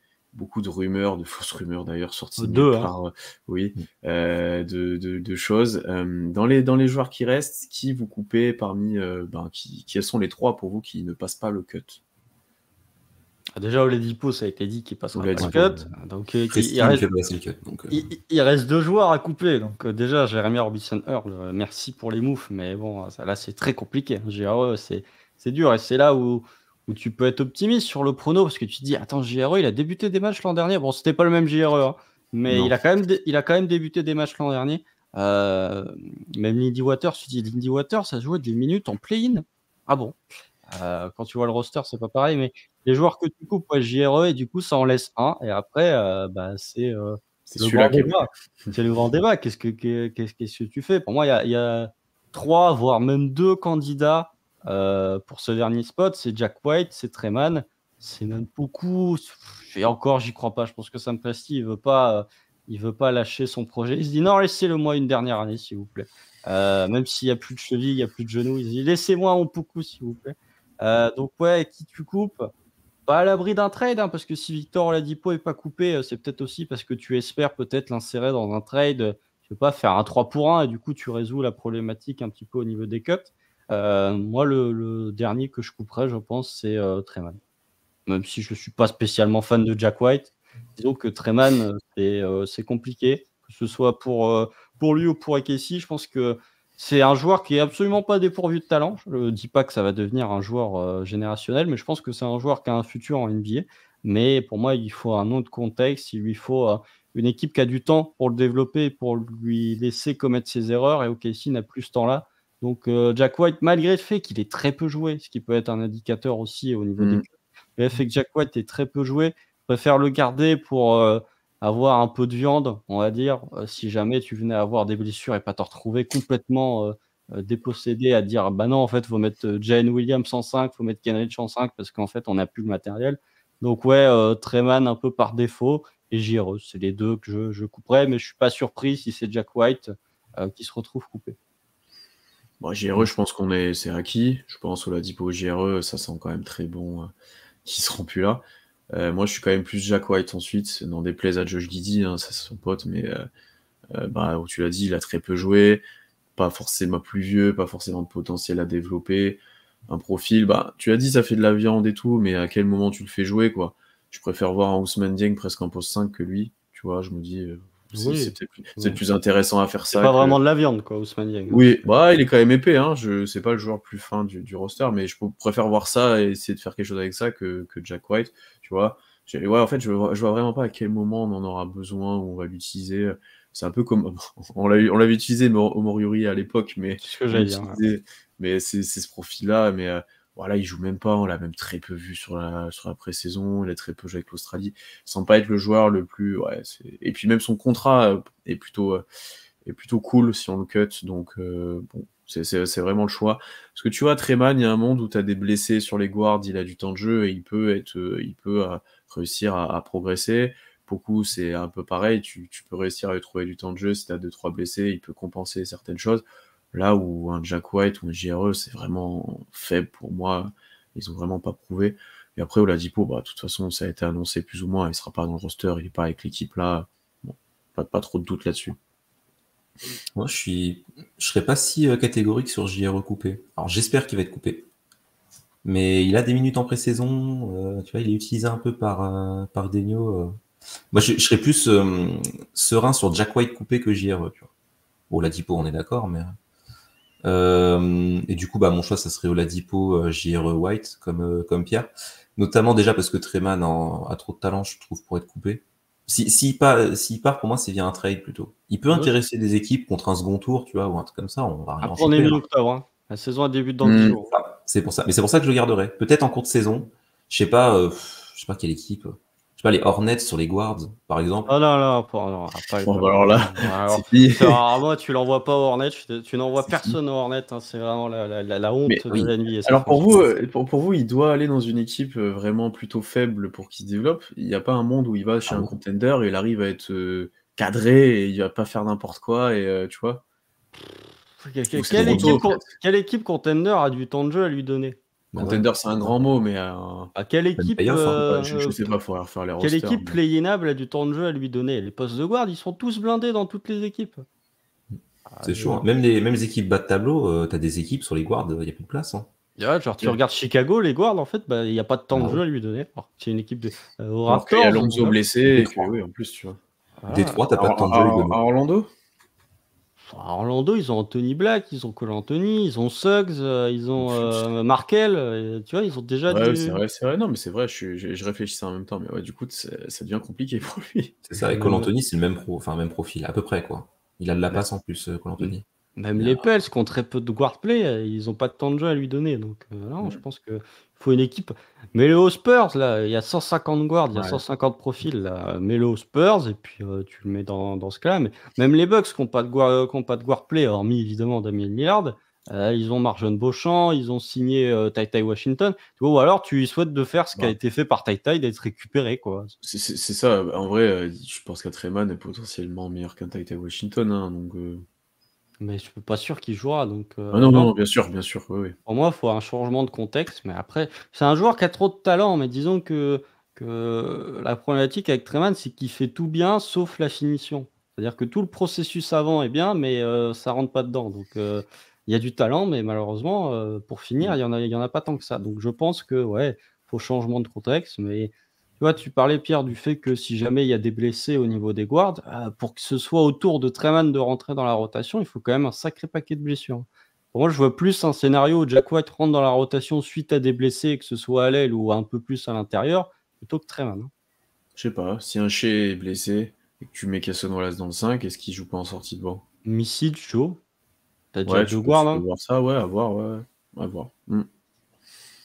Que si jamais sortie de banc, hein. si Chet est blessé ou si Chet est mis au repos et que tu as envie de mettre un gars qui peut jouer 3, 4, 5, je te dis comme Omori, hein, il peut être balancé sur certains matchs en disant tiens, tu vas jouer 5, un coup tu vas jouer 3.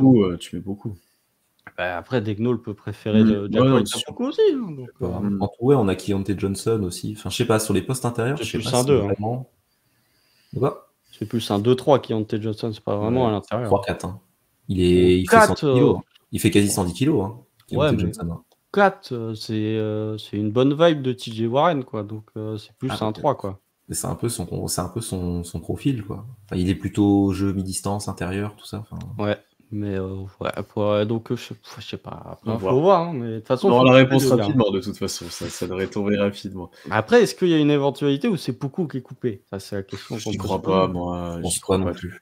Est-ce qu'on n'y croit pas parce qu'on est dans le déni de se dire Prestige fera pas ça, ou est-ce qu'on se dit non parce qu'il y a eu ça? C'est En la vrai, je vois question. pas.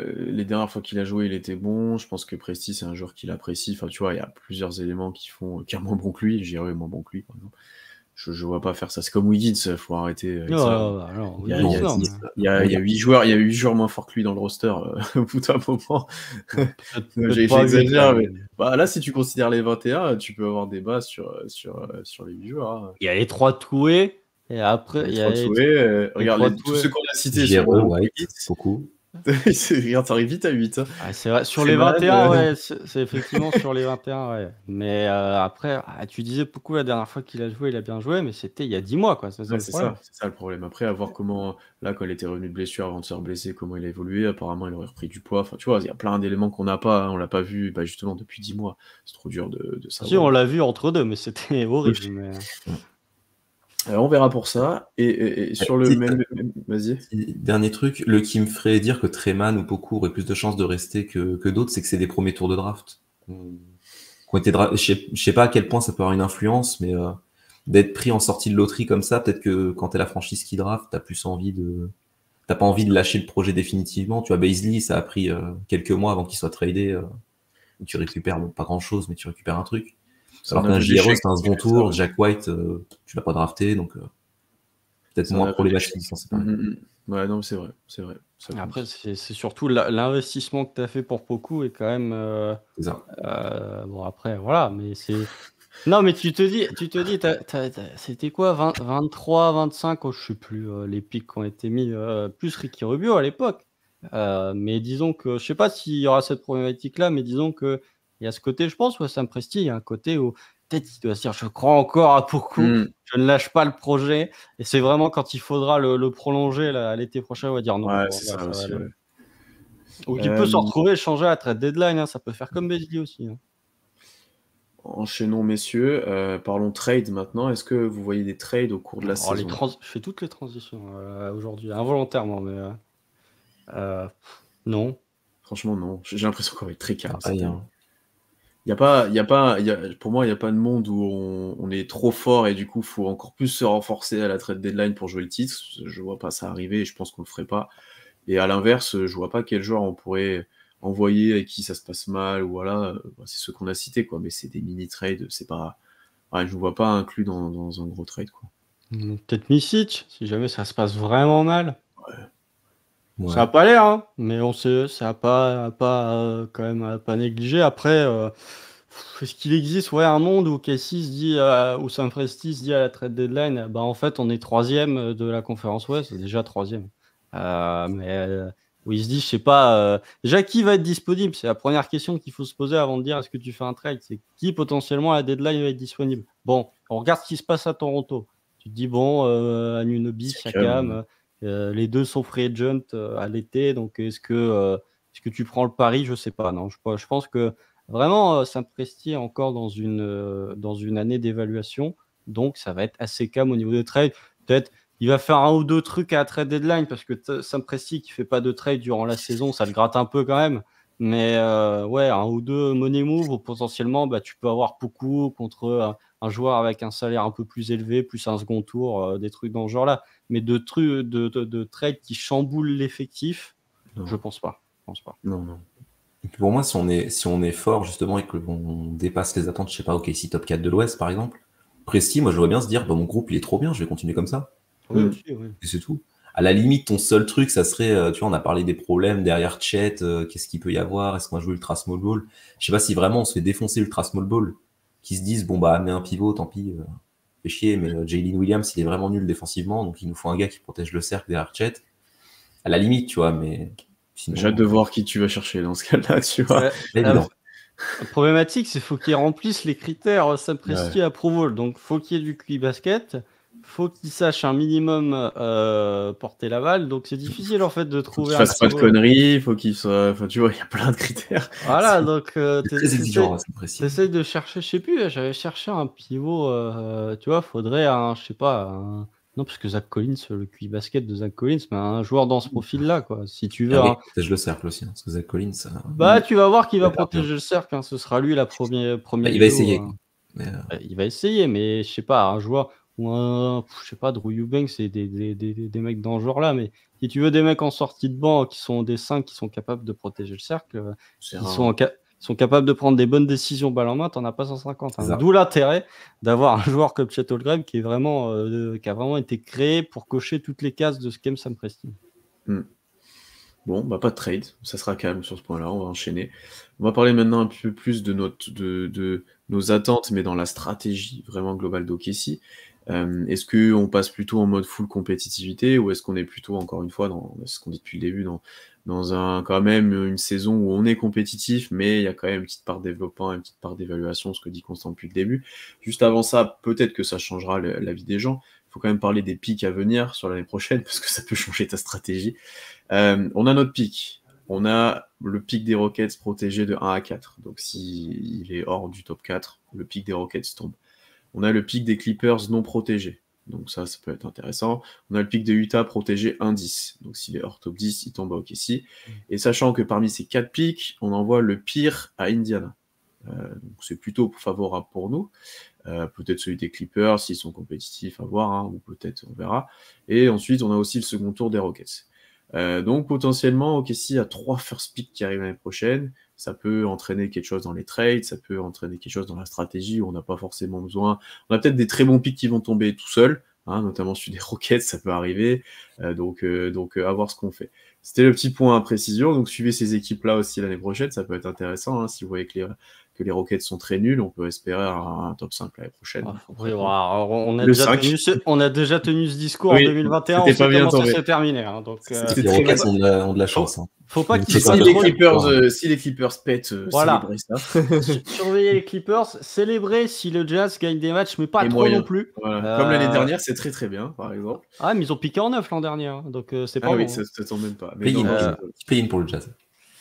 Ouais, ça va être compliqué, mais après, ça c'est plus limite pour la stratégie de l'intersaison en soi. Hein, parce que je pense pas qu'il y aura de mouvement qui sera effectué durant la saison. Alors Indiana, je savais même pas que t'envoyais pire à Indiana, et du coup dans ma tête j'essaye de faire le cheminement comment Indiana a réussi à s'intégrer dans le délire. Je regarderai pendant que vous répondez à ma question. Ouais, faudrait voir. Est-ce que du coup, vas-y Constant, est-ce que toi tu l'as un petit peu dit, tu es dans l'évaluation l'année prochaine, mais est-ce que tu es quand même vraiment full compétitivité ou alors tu laisses un peu une place à du développement? Est-ce que des fois tu joues comme fait des Nolt à 11, ça je sais que non, mais est-ce que des fois tu vas mettre un peu plus de Dieng pour le développer ou des choses comme ça? Rappelle-toi, en février, on avait fait un podcast compétitivité ou développement où j'étais déjà en mode full compétitivité. Donc maintenant que tu as rajouté Chet Holmgren, Vasilije Micic, Davis Bertans plus une année de progression interne, je vais rester dans ce mode-là. Malgré tout, c'est plus au niveau des attentes où je suis un peu tempéré en disant tu peux être dans une période d'évaluation tout en étant full compétitivité. Disons que ce qui m'apporte en soi dans la période d'évaluation, c'est Giddey, Chet, Jalen Williams. Et disons que Cason Wallace et Ousmane Dieng m'intéressent moins parce que je pense que si la très bonne équipe d'OKC sera constituée potentiellement de Jalen Williams, de Chet Holmgren ou de Josh Giddey, et que cette année, c'est l'année où, selon moi, tu dois déterminer lequel va sauter. Tu ne peux pas garder les trois, selon moi. Donc, de facto, pour moi, il faut dire, ou en tout cas te dire, OK, Chet, prenons un exemple, Chet est vraiment beaucoup trop fort. Ça va être lui que je veux garder potentiellement dans un an si je veux faire un transfert. Ou te dire, Josh Giddey, en fait, il y a des négociations contractuelles à la fin de la saison. Est-ce que j'ai vraiment envie de m'engager sur la durée avec lui, avec ce qu'il a proposé durant la saison? Donc, c'est vraiment l'évaluation de savoir qui sera les joueurs qui vont accompagner chez Gilgeous-Alexander parmi ces trois joueurs-là.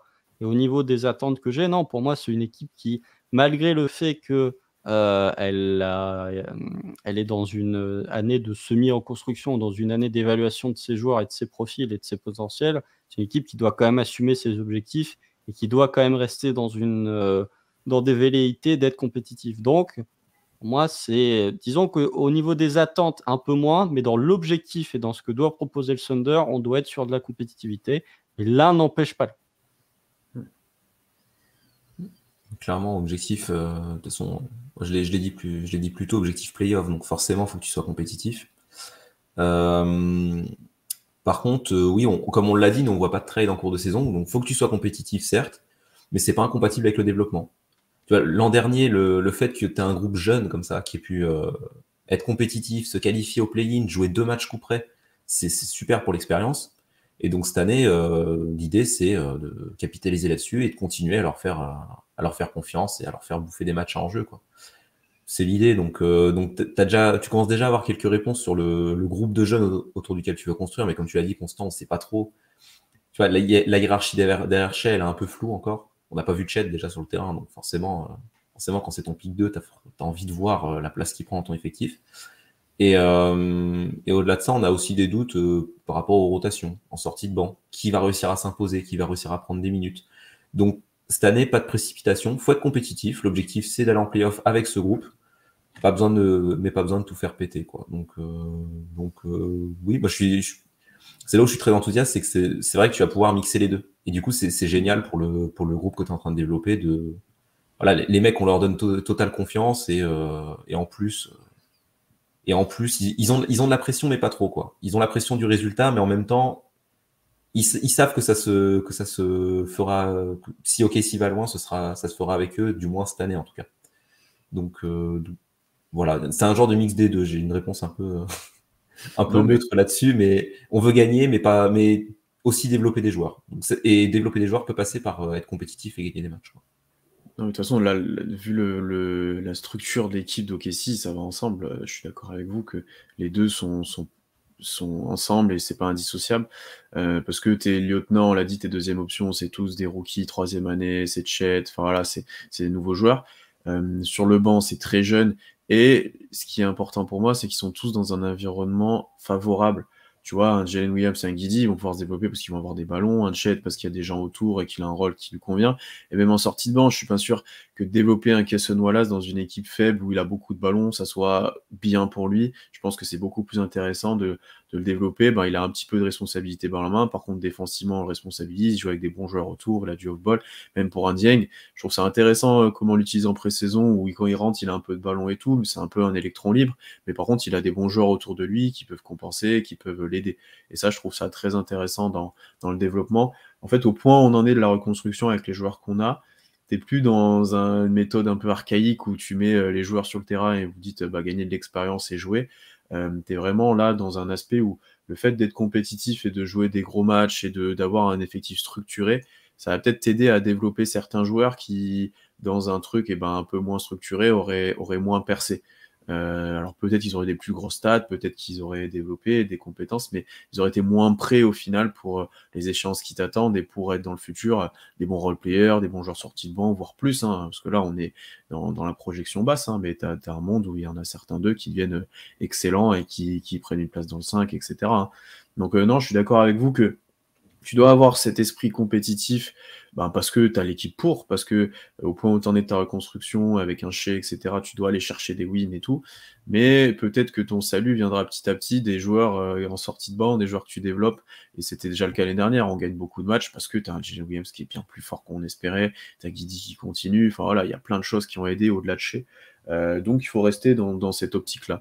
On est les meilleurs possibles, mais pas en faisant n'importe quoi, pas en se précipitant et en laissant toujours de la place aux joueurs pour s'exprimer dans un contexte favorable, qui commençait d'être le cas l'année dernière.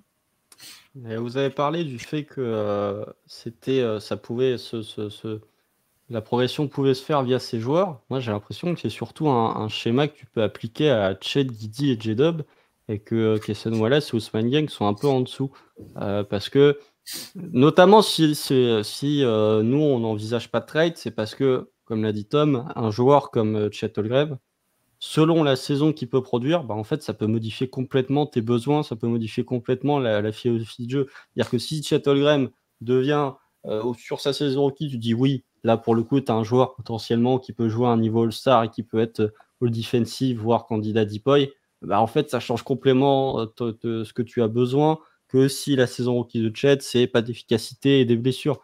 Et je pense qu'au niveau du développement, déjà pas revoir ce qui a été fait l'an dernier avec Mark Daigneault, où il y avait du Jared Butler parfois, enfin il y avait des rotations assez étranges, où Mark Daigneault disait l'objectif c'est pas le play-in, voilà, c'était un peu se cacher, là, assumer ses objectifs de play-off.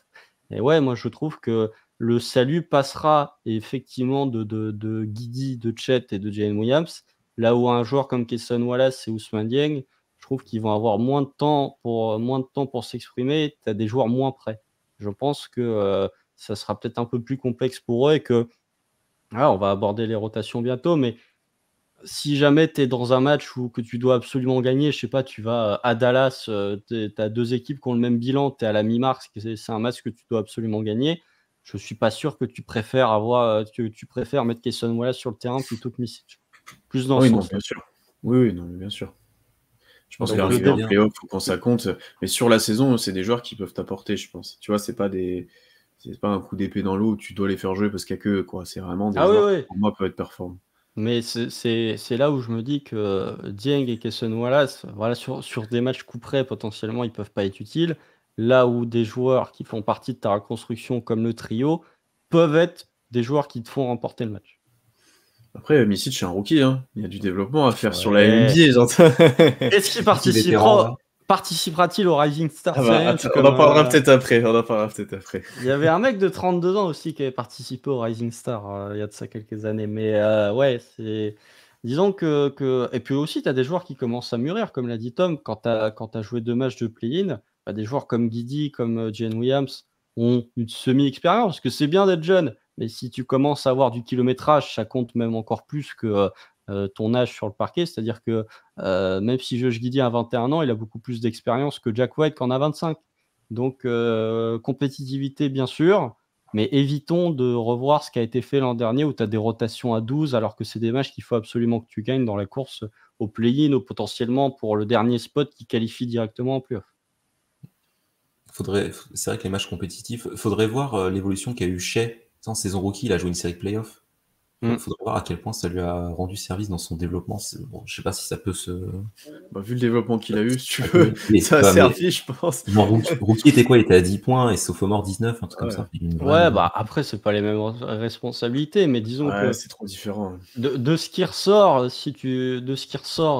de Shai, si Shai devait citer 3 mentors, visiblement c'est Avery Bradley, Patrick Beverley et Chris Paul. Donc disons que ça aide bien, même pour un développement de jeunes, d'être dans un contexte compétitif. Parce qu'au moins tu acquiers de l'expérience, et notamment si Shai est un aussi bon leader, c'est parce qu'il a eu des bons leaders aux Clippers, qu'il a eu une année de formation complète par Chris Paul. Bon, alors Chris Paul, ça n'a pas trop marché sur Darius Bazley, hein. On va pas se le cacher, c'était lui un peu c'était ces deux-là, ces deux protégés, mais oui, effectivement, si tu es jeune et tu arrives dans un contexte compétitif, ça peut aider parfois à être un joueur un peu plus cadré et un peu plus propre. Ça. En plus, Shai, il a eu 2 contextes différents. C'était plutôt un profil défensif aux Clippers, alors qu'au Thunder, c'était le meilleur scoreur, je crois. Oui, c'était le meilleur marqueur. Donc ouais, voilà, c'était pas exactement la même chose. Et comme tu l'as dit, il était cadré. Et c'est ça que je trouve bien. Par exemple, tu vois, un Cason Wallace, je trouve que Presti a drafté un peu aussi un profil qui matche bien là-dedans. Un profil cadré qui va aller dans un rôle qu'on lui donne, etc. Là où il y a quelques années, déjà quand on draft Giddey, on n'est pas compétitif, et Giddey, tu as envie de voir ce que ça donne, parce que tu te dis, est-ce que ça peut être un joueur dominant, etc. Il y a plein de trucs à tester.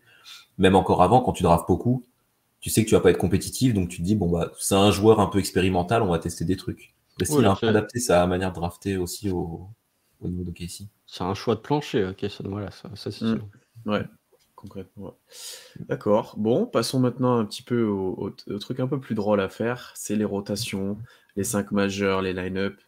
Messieurs, on va déjà donner chacun nos rotations que l'on ferait si on était Mark Daigneault à l'aube de la saison. Je rappelle, 240 minutes à donner.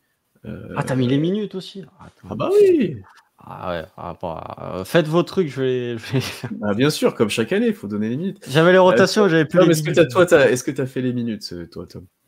Ah oui, moi j'ai les minutes. Vas-y, je te laisse commencer. Vas-y, énonce-moi un petit peu ta rotation. C'est un peu galère à faire. Hein. Ah oui, c'est très galère. Est-ce que je peux dire mon 5? Parce que c'est vrai que le 5 majeur, on n'a pas trop On de. peut déjà partir sur le 5, je pense Ouais. qu'on aura tous les trois le même. Bon, Vas-y. Josh Giddey, Shai Gilgeous-Alexander, Lugensdort, Jalen Williams, Chet Holmgren. Je pense qu'on Très aura bien. le même. Niveau minutes, on bat 35 pour Shai. Ça, pour le Comme coup, l'année dernière, ouais. voilà. 32 pour J-Dub et 32 pour Giddey. Ok. 28 pour Chet.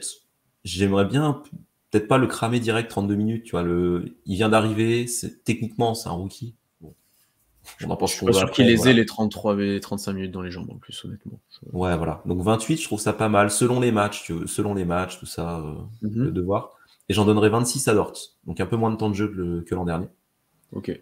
Parce que j'ai une rotation à 11, que Constant mais m'a d'accord. accordé, du coup. Oh Attends, on va s'arrêter au 5. Moi, j'ai presque exactement la même chose que toi, peut-être 1 ou 2 minutes en moins à certains, et j'ai un peu plus de temps de jeu à Dort. Par contre, je lui mets 30 comme l'année dernière, Ok. même avec l'aspect défensif. Par contre, sur le reste, j'ai donné 28 à Chet, 30. Ouais, je suis exactement comme toi. Et effectivement, je mets un peu moins de Chet parce que rookie, quand même physiquement, c'est pas le joueur le plus prêt, même si ça va bien mieux. Peut-être qu'il y aura des fautes, peut-être qu'il y aura plein de choses, donc je lui donne 28 minutes aussi, le temps de se former. Après, si tout va bien, on monte, hein, effectivement. Voilà. Constant, est-ce que toi, sur le 5, t'es plutôt d'accord ou t'as des choses un peu différentes? Non, bah le 5, c'est Giddey, Shai, Dort, J-Dub, Chet, hein. Je suis en train de calculer les minutes, j'ai trop de minutes.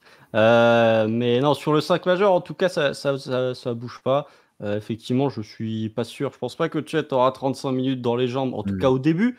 Et puis même pour les pivots, jouer 35 minutes, ça n'arrive pas à tous les pivots. Après, non, le 5 majeur, c'est le 5 majeur. C'est là où réside le moins d'incertitude, on va dire, en tout cas à l'Opening Night, c'est que tu auras ces 5 gars-là, parce que c'est très complémentaire en soi, hein. Peut-être sur le shooting, tu as un peu plus de réserve où tu te dis on ne sait pas trop ce que ça va donner, mais en termes de défensivement, de polyvalence offensive, tu peux quand même faire pas mal de choses. Donc oui, ce 5 majeur-là est assez difficilement délogeable, que ce soit en début ou en fin de saison, honnêtement. Ok. Parlons du banc maintenant, c'est là que ça va devenir beaucoup plus intéressant. Tom, je te laisse commencer avec ta petite rotation à 11 du coup. Alors, ma rotation à 11, qui est une rotation de début de saison. Parce qu'en fin de saison, tu essaies de réduire à 8 ou 9, évidemment. Mais là, on arrive à l'opening night. Donc, j'ai 22 minutes pour Kenrich, c'est-à-dire le tarif habituel. 16 pour Misic, parce que faut mettre Misic, c'est très important pour gérer du pick and roll en sortie de banc. J'ai trop envie de voir ça. Isaiah Joe, je lui mets 14 minutes, ça fait, je sais plus où il avait l'année dernière, mais ça fait une petite baisse, je crois. Ah oui, Il était à 19 l'année dernière. Je mets un peu moins. Il va peut-être être un peu plus attendu. 14 pour Jay Will aussi, parce qu'il faut un pivot derrière Chet et que c'est mon pivot backup. Et du coup, je donne des minutes à Dieng et Wallace. J'en mets 11 à Dieng et 10 à Kayson Wallace. Et Dieng, pour préciser, parce que Kayson Wallace, il va défendre sur les guards, quoi. En gros, c'est plutôt facile à projeter. Mais Dieng, moi, je vois plus poste 4-5. Parce qu'il manque des minutes au poste 5 et j'ai bien envie de tester du Dieng ou du Kenrich à ce poste-là. Pour l'instant, en tout cas, il était backup fort. C'était l'un des premiers joueurs à rentrer derrière J-Dub, donc ça va dans cette voie-là. Ok, moi je t'avoue que c'est des choses assez proches de toi et j'ai pas mis Dieng parce que voilà, je voulais mettre que 10 joueurs, mais globalement, je pense que ta rotation 11 va se rapprocher de celle de Daignault. Juste moi, j'ai un peu plus de temps de jeu à Wallace qui a l'air d'avoir gagné un peu le respect et du temps de jeu, parce que quand tu vois que c'est lui qui start quand Shai n'est pas là ou autre, enfin voilà, je lui donne une quinzaine de minutes. Je donne plus à Misic par contre, on verra après, mais je suis très chaud sur voir comment il va évoluer avec les autres et tout. Je lui donne plus d'une vingtaine de minutes. Joe une quinzaine, Kenrich 18, Jalen une quinzaine, et voilà, tu as fait le tour en fait sur une rotation à 10. Effectivement, moi j'ai noté que en plus de ces joueurs-là, tu devais potentiellement par passage inclure du Dieng, inclure du Wiggins, inclure du Bertans quand tu as besoin, quand tu as des blessés, qui toquent à la porte en fait. Je pense que pour moi, ces 13-là, ils sont susceptibles de jouer. Et vous avez vu, j'ai pas inclus beaucoup. C'est la première fois dans les 4 previews peut-être que j'ai mais voilà, je suis obligé. Mais ouais, sur ces 13-là, par contre, pour moi, ils vont avoir du temps de jeu à un moment, même si je les ai pas inclus dans les rotations. Constant, est-ce que tu as eu le temps de finir, toi? Ah oui, mais du coup, moi, j'ai fait minutes, ça fait pile 240, parce que là, vous avez fait un peu plus approximatif. Moi, ça fait non, moi, je peux te citer pour que ça fasse 240, mais c'est pas très intéressant de dire 17 ou 18. Voilà, si, c'est intéressant, je trouve, parce que ça détermine bien comment tu envisages ton banc. Bon, du coup, j'ai mis Josh Giddey titulaire avec 30 minutes de jeu. J'ai mis évidemment chez Gilgeous-Alexander avec 35 minutes. Allez, tu vas me faire un petit peu de kilométrage chez, ça va te faire du bien. Dort, j'ai mis 30 minutes. On peut pas s'en passer pour l'instant défensivement, même si voilà, il va nous frustrer. On en parlera quand on fera les attentes individuelles. J'ai mis 32 minutes à Jane Williams. C'est le deuxième joueur qui joue le plus. C'est le joueur qui joue le plus après Shea. J'ai mis 28 minutes à Chet au début, avec un temps de jeu qui peut potentiellement augmenter, mais j'ai pas envie de le cramer dès le début de saison. J'ai aussi envie de surveiller comment il va se comporter physiquement et comment il va répondre physiquement à l'enchaînement de matchs et à l'enchaînement physique, sachant qu'il va jouer pivot et je pense qu'il sera quasiment tout le temps utilisé en tant que pivot, donc pas trop le cramer. Au niveau du banc, mon sixième homme, c'est Micic. J'ai donné 21 minutes à Vasilij Micic. J'en donne 19 à Isaiah Joe, parce que j'ai quand même envie d'utiliser Isaiah Joe. Ça peut augmenter, ça peut descendre. Après, évidemment, ces minutes-là, elles sont en fonction de qui est performant dans le match ou pas. On sait que Mark Daigneault n'a jamais de rotation fixe. Et même nous, si on était à la place de Mark Daigneault, on ne ferait pas ces rotations fixes-là non plus. J'en mets 14 à Cason Wallace pour le juger, parce que j'attends de voir ce que ça donne. Je ne suis pas convaincu non plus qu'il soit excellentissime, mais je pense qu'en fonction du niveau et de Micic et d'Isaiah Joe, c'est plus de joueurs que j'ai envie de voir sur le parquet que Cason Wallace, en tout cas pour l'instant, surtout que je donne pas mal de minutes à Dort et que les minutes jointes de Cason Wallace et de Lou Dort, j'ai un peu peur. J'en donne 20 à Kenrich, bien évidemment, parce que Kenrich, il a ses 20 minutes annuelles, il va faire des bons trucs. J'en donne 12 à Jane Williams, qui c'est pas beaucoup en soi, mais ça fait 40 minutes en gros sur le poste de pivot qui sont occupés par Chet ou par Jane Williams. C'est à 8 minutes de spot ball avec du Kenrich. Je trouve ça intéressant. Tu peux faire plein de choses différentes. Je donne pas de minutes potentiellement à Ron Wiggins. Je donne pas de minutes, en tout cas tous les soirs, à Davis Bertans. Donc plus dans ce range-là. Pour moi, rotation à 10. C'est les 10 qui peuvent craquer la rotation. Après, au niveau des minutes... c'est très compliqué d'en donner à Ousmane Dieng, c'est très compliqué d'en donner à Bertans, à Wiggins, sans réduire les minutes des autres. Déjà que là, j'en donne 14 à Cason Wallace et j'en donne 12 à Jane Williams. Vous comprenez que c'est difficile d'insérer d'autres joueurs dans la rotation. Donc une rotation à 10, et pour un roster que je trouve, ma foi, assez équilibré quand tu regardes les noms sur le papier, les capacités qui peuvent être faites.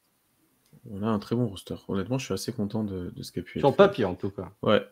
Il est dur plutôt... Oui. Moi, j'ai galéré avec Cason Wallace, par exemple. J'ai réussi à lui donner un peu de place, mais... t'es obligé, je pense. C'est un pick 10. Mais on est plutôt d'accord dans la globalité. Peut-être que certains auront plus de Dieng, etc. Et ça s'entend totalement, honnêtement. Et on verra selon, effectivement, les performances, les blessures, comment ça tourne, les besoins aussi. Sur certains matchs, on sait que Daigneault n'a pas du mal à changer ses rotations, ses 5. Voilà, ça, d'ailleurs, c'est plutôt cool par rapport à je suis pas sûr que le 5 bougera, par contre. Non, le 5 bougera pas. Mais, sauf si t'as un blessé et que tu sais pas trop qui mettre. Voilà. Mais d'ailleurs, voilà, pour les 5, d'habitude, on fait le 5 en début de saison, en fin de saison. Je pense que là, ça sert à rien, on le sait. C'est la première fois qu'on a une stabilité comme ça et qu'on estime ça. D'habitude, il y a toujours des mouvements dans tous les sens. Là, c'est plutôt cool. Mais ce qu'on peut faire, par contre, c'est quelle rotation, lui, Daigneault va nous proposer. Est-ce qu'elle est proche de ce qu'on a dit tous les trois, ou est-ce que vous voyez des petits changements? Il y aura Dieng dans la rotation. Moi, je pense qu'elle se rapproche beaucoup de top. Oui, je pense. Ben moi, j'ai mis que 26 minutes à Dort. Je pense qu'il va lui mettre ses 30. Ouais, par contre. Moi, je mettrais un peu moins parce qu'on a vu des matchs de Dort où il jouait 22-24 minutes parce qu'il jouait pas en deuxième mi-temps et qu'offensivement, c'était trop dur. Ça va peut-être dépendre de qui dépend de qui est en face, parce que si tu joues contre Dallas, il va jouer toutes les minutes. Ah bah oui, par contre, là, il sera 35. Il n'y a pas de souci. Moi, je pense qu'il s'approche un peu de ce qu'a fait Constant, 30 minutes à Guidi. J'ai mis 32, tu vois. Je pense que ça sera un peu plus bas. Je pense qu'il y a des soirs où Guidi va en jouer 34, comme des soirs où il va en jouer 24. Ouais. C'est ça. Où il sera sanctionné comme l'année dernière. Ouais. J'avoue que j'aimerais bien le faire. Sera meilleur. Il joue beaucoup, quoi. Mais ça peut être intéressant après de voir, par contre, en play-off, peut-être plutôt maintenant, qu'est-ce que ça serait pour vous en play-in. En play-in, qu'est-ce que ça serait pour vous les rotations un petit peu. On va pas faire le 5 qui finit les matchs parce que c'est potentiellement le 5 majeur ou peut-être besoin avec un autre joueur. Je dis potentiellement. Mais on peut avoir un Micic, on peut avoir je pense. On peut avoir Kenrich, on peut avoir Isaiah Joe. Je pense que hormis Jane Williams, les 4 en tout cas moi que j'ai cités peuvent finir des matchs en fonction de leur performance. Donc c'est globalement c'est très ouvert, mais c'est peut-être plutôt une rotation vraiment compétitive. T'as un match à gagner, t'es en play-in, t'es en play-off. C'est quoi votre rotation? Apparemment, on n'avait pas 9 joueurs pour jouer en play-off d'après certains journalistes, mais on va essayer de voir ça. Qu'est-ce que vous ferez vous dans ce cas? Bon, le 5 majeur, il bouge pas, ça, voilà, c'est fait. Ouais. C'est plutôt en sortie de banc, du coup. Est-ce que vous adaptez les choses? Micic, Joe, Kenrich et Cason, voilà, potentiellement en fonction de ce qu'il propose. Moi, Il y a un Joe, monde où... Short Jalen la rotation. Moi, on fera les attentes individuelles, mais je Ouais. ferais vraiment pas confiance à Jalen. Je suis très sceptique sur sa saison. Après, il a été bon l'année dernière. Hein. C'est ce qui est- Oui, mais il y avait quand même des limitations défensives qui étaient pas mal comblées par la réussite au shoot. Et on verra si la réussite au shoot, qui sortait de nulle part, se prolongera l'an prochain. C'est plus ça où je suis inquiet. Mais ouais, s'il faut faire un match à gagner, Missy, Joe, Kayson Wallace, Kenrich, et avec tu bombardes les minutes de Shea et potentiellement de Chet et de J-Dub. Tu peux avoir un Wiggins qui pop sur des matchs comme Oui. ça. parce que c'est bien. Oui. Mais après, Kayson Wallace, pour moi, s'il confirme, s'il arrive à montrer qu'offensivement il peut apporter, il peut être devant Joe dans des matchs comme ça parce qu'il défend, je pense. Mais par contre, on se réduit à 8 ou 9 dans la rotation. Et t'as un Kenrich qui nous a terriblement manqué l'année dernière qui va faire du bien. Pour moi, il y a un monde dans lequel tu mets Kenrich, Micic, point barre. C'est tout. Tu joues à 7. Oh non, il jouera jamais à 7. Match coup près, les gars. Ah, on c'est a chaud, hein. C'est Attends, pas l'année avec dernière, Anthony, on a fait. Ouais, l'année dernière, on a mis du Lindsey Waters. Parce mais l'année dernière, on on leur a donné 5 minutes. La vraie rotation, t'avais 6 joueurs. Hein. Ah, mais il T'avais compte 5 5 minutes. Tu les fais rentrer. Normalement, c'est 12 Ok, tu minutes mets pour quelques être minutes. en rotation. Mais Ouais, mais en 5 minutes, tu peux faire partir ton équipe pour la faire gagner. Hein. Ah oui, demandez aux Celtics, c'est Malcolm Brogdon, globalement. Bah ouais. Mais ouais, je sais pas. Non. Et les coachs qui jouent à 7, en plus, il y en a de moins en moins. Ouais, mais sur un match coup près. Même sur un match coup près. Hein. Mike D'Antoni n'est plus, donc. n'est plus. Il est toujours vivant, hein, heureusement, mais il n'est plus coach NBA, donc ça marche plus. Denver, il était à combien Denver en finale, il était à combien de joueurs? Il y avait Christian Brown, il y avait Bruce Brown. Parce que Jeff Green, il jouait plus sur la fin. Hein. Si, je crois qu'il jouait un peu. Christian Brown, Bruce Brown. Après, on parle de finale NBA, les gars. Donc, Ah, bah on a dit un match important de playoff, un match coup près. Donc, oui, bah là, c'est des finales NBA, mais si on regarde, je sais pas, le Game 5 des finales, il me semble que ça devait faire jouer, il tournait à 8 du côté de Denver, mais toujours est-il que OKC il tournera pas. Enfin, je pense qu'il est capable de nous foutre une rotation à 10 pour un match coup près. Hein. Après, l'année dernière, il nous a rassuré là-dessus sur le play-in où il a quand même bien cuté dans les rotations. Hein. On a arrêté les conneries un moment. Aussi parce qu'il n'y avait plus personne. Là, si t'as Là, genre, c'est bien de tourner à 8 et de se dire on fait des rotations réduites, mais si sur le banc, tu as des joueurs de qualité, c'est bête de s'en priver juste pour dire je tourne à 8.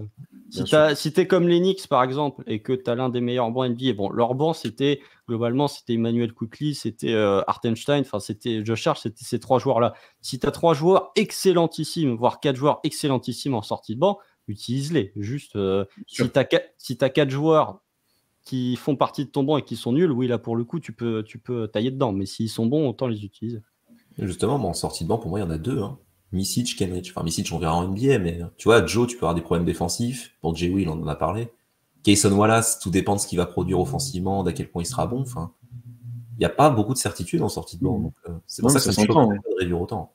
Ça s'entend que tu n'es que 2 certitudes avec Micic, entre guillemets. Hein, donc ça s'entend vraiment. Hein. Oui, mais là, on parle en début de saison. Peut-être qu'au fur et à mesure de la saison, si tu arrives dans des matchs coup près, ça veut dire que tu auras des certitudes sur ces joueurs-là. J'espère que tu en auras plus, oui. Que c'est pas juste que ton 5 est à plus 15 de net rating et que ton banc est à moins 20 et que t'es là. Parce que, effectivement, l'an dernier, quand on avait enregistré le podcast preview, je crois qu'Azaejo était même pas signé encore. C'était juste après, donc tu te disais, bah oui, la rotation, elle est réduite, mais en fait, au fur et à mesure de la saison, Joe t'a apporté tes garanties. Donc peut-être qu'un joueur comme Micic, comme Kayson Wallace, voire même un Ousmane Dieng, faut pas l'exclure non plus, peut-être que ces joueurs-là, au fur et à mesure de la saison, vont s'affirmer et que si tu joues un match coup près, bah, ils vont faire partie de ta rotation parce qu'ils t'auront apporté les garanties nécessaires. Ouais, on en parlera la semaine prochaine, ça a plus des aspects individuels, mais je pense que moi, cet été, mon avis a changé sur certains joueurs où je suis un peu plus chaud, un peu plus bas sur d'autres, donc ça sera à suivre la semaine pro. Maintenant, petit jeu pour nous, le line-up que l'on veut voir sur le terrain, 1 ou 2 line-up, donc 5 joueurs qu'on a envie de voir que Marc Desnotes nous mette ensemble sur le terrain, ça risque d'arriver parce qu'il met un peu tout le monde sur le terrain ensemble de toute façon, mais est-ce que vous avez une ou 2 idées? Vas-y Tom.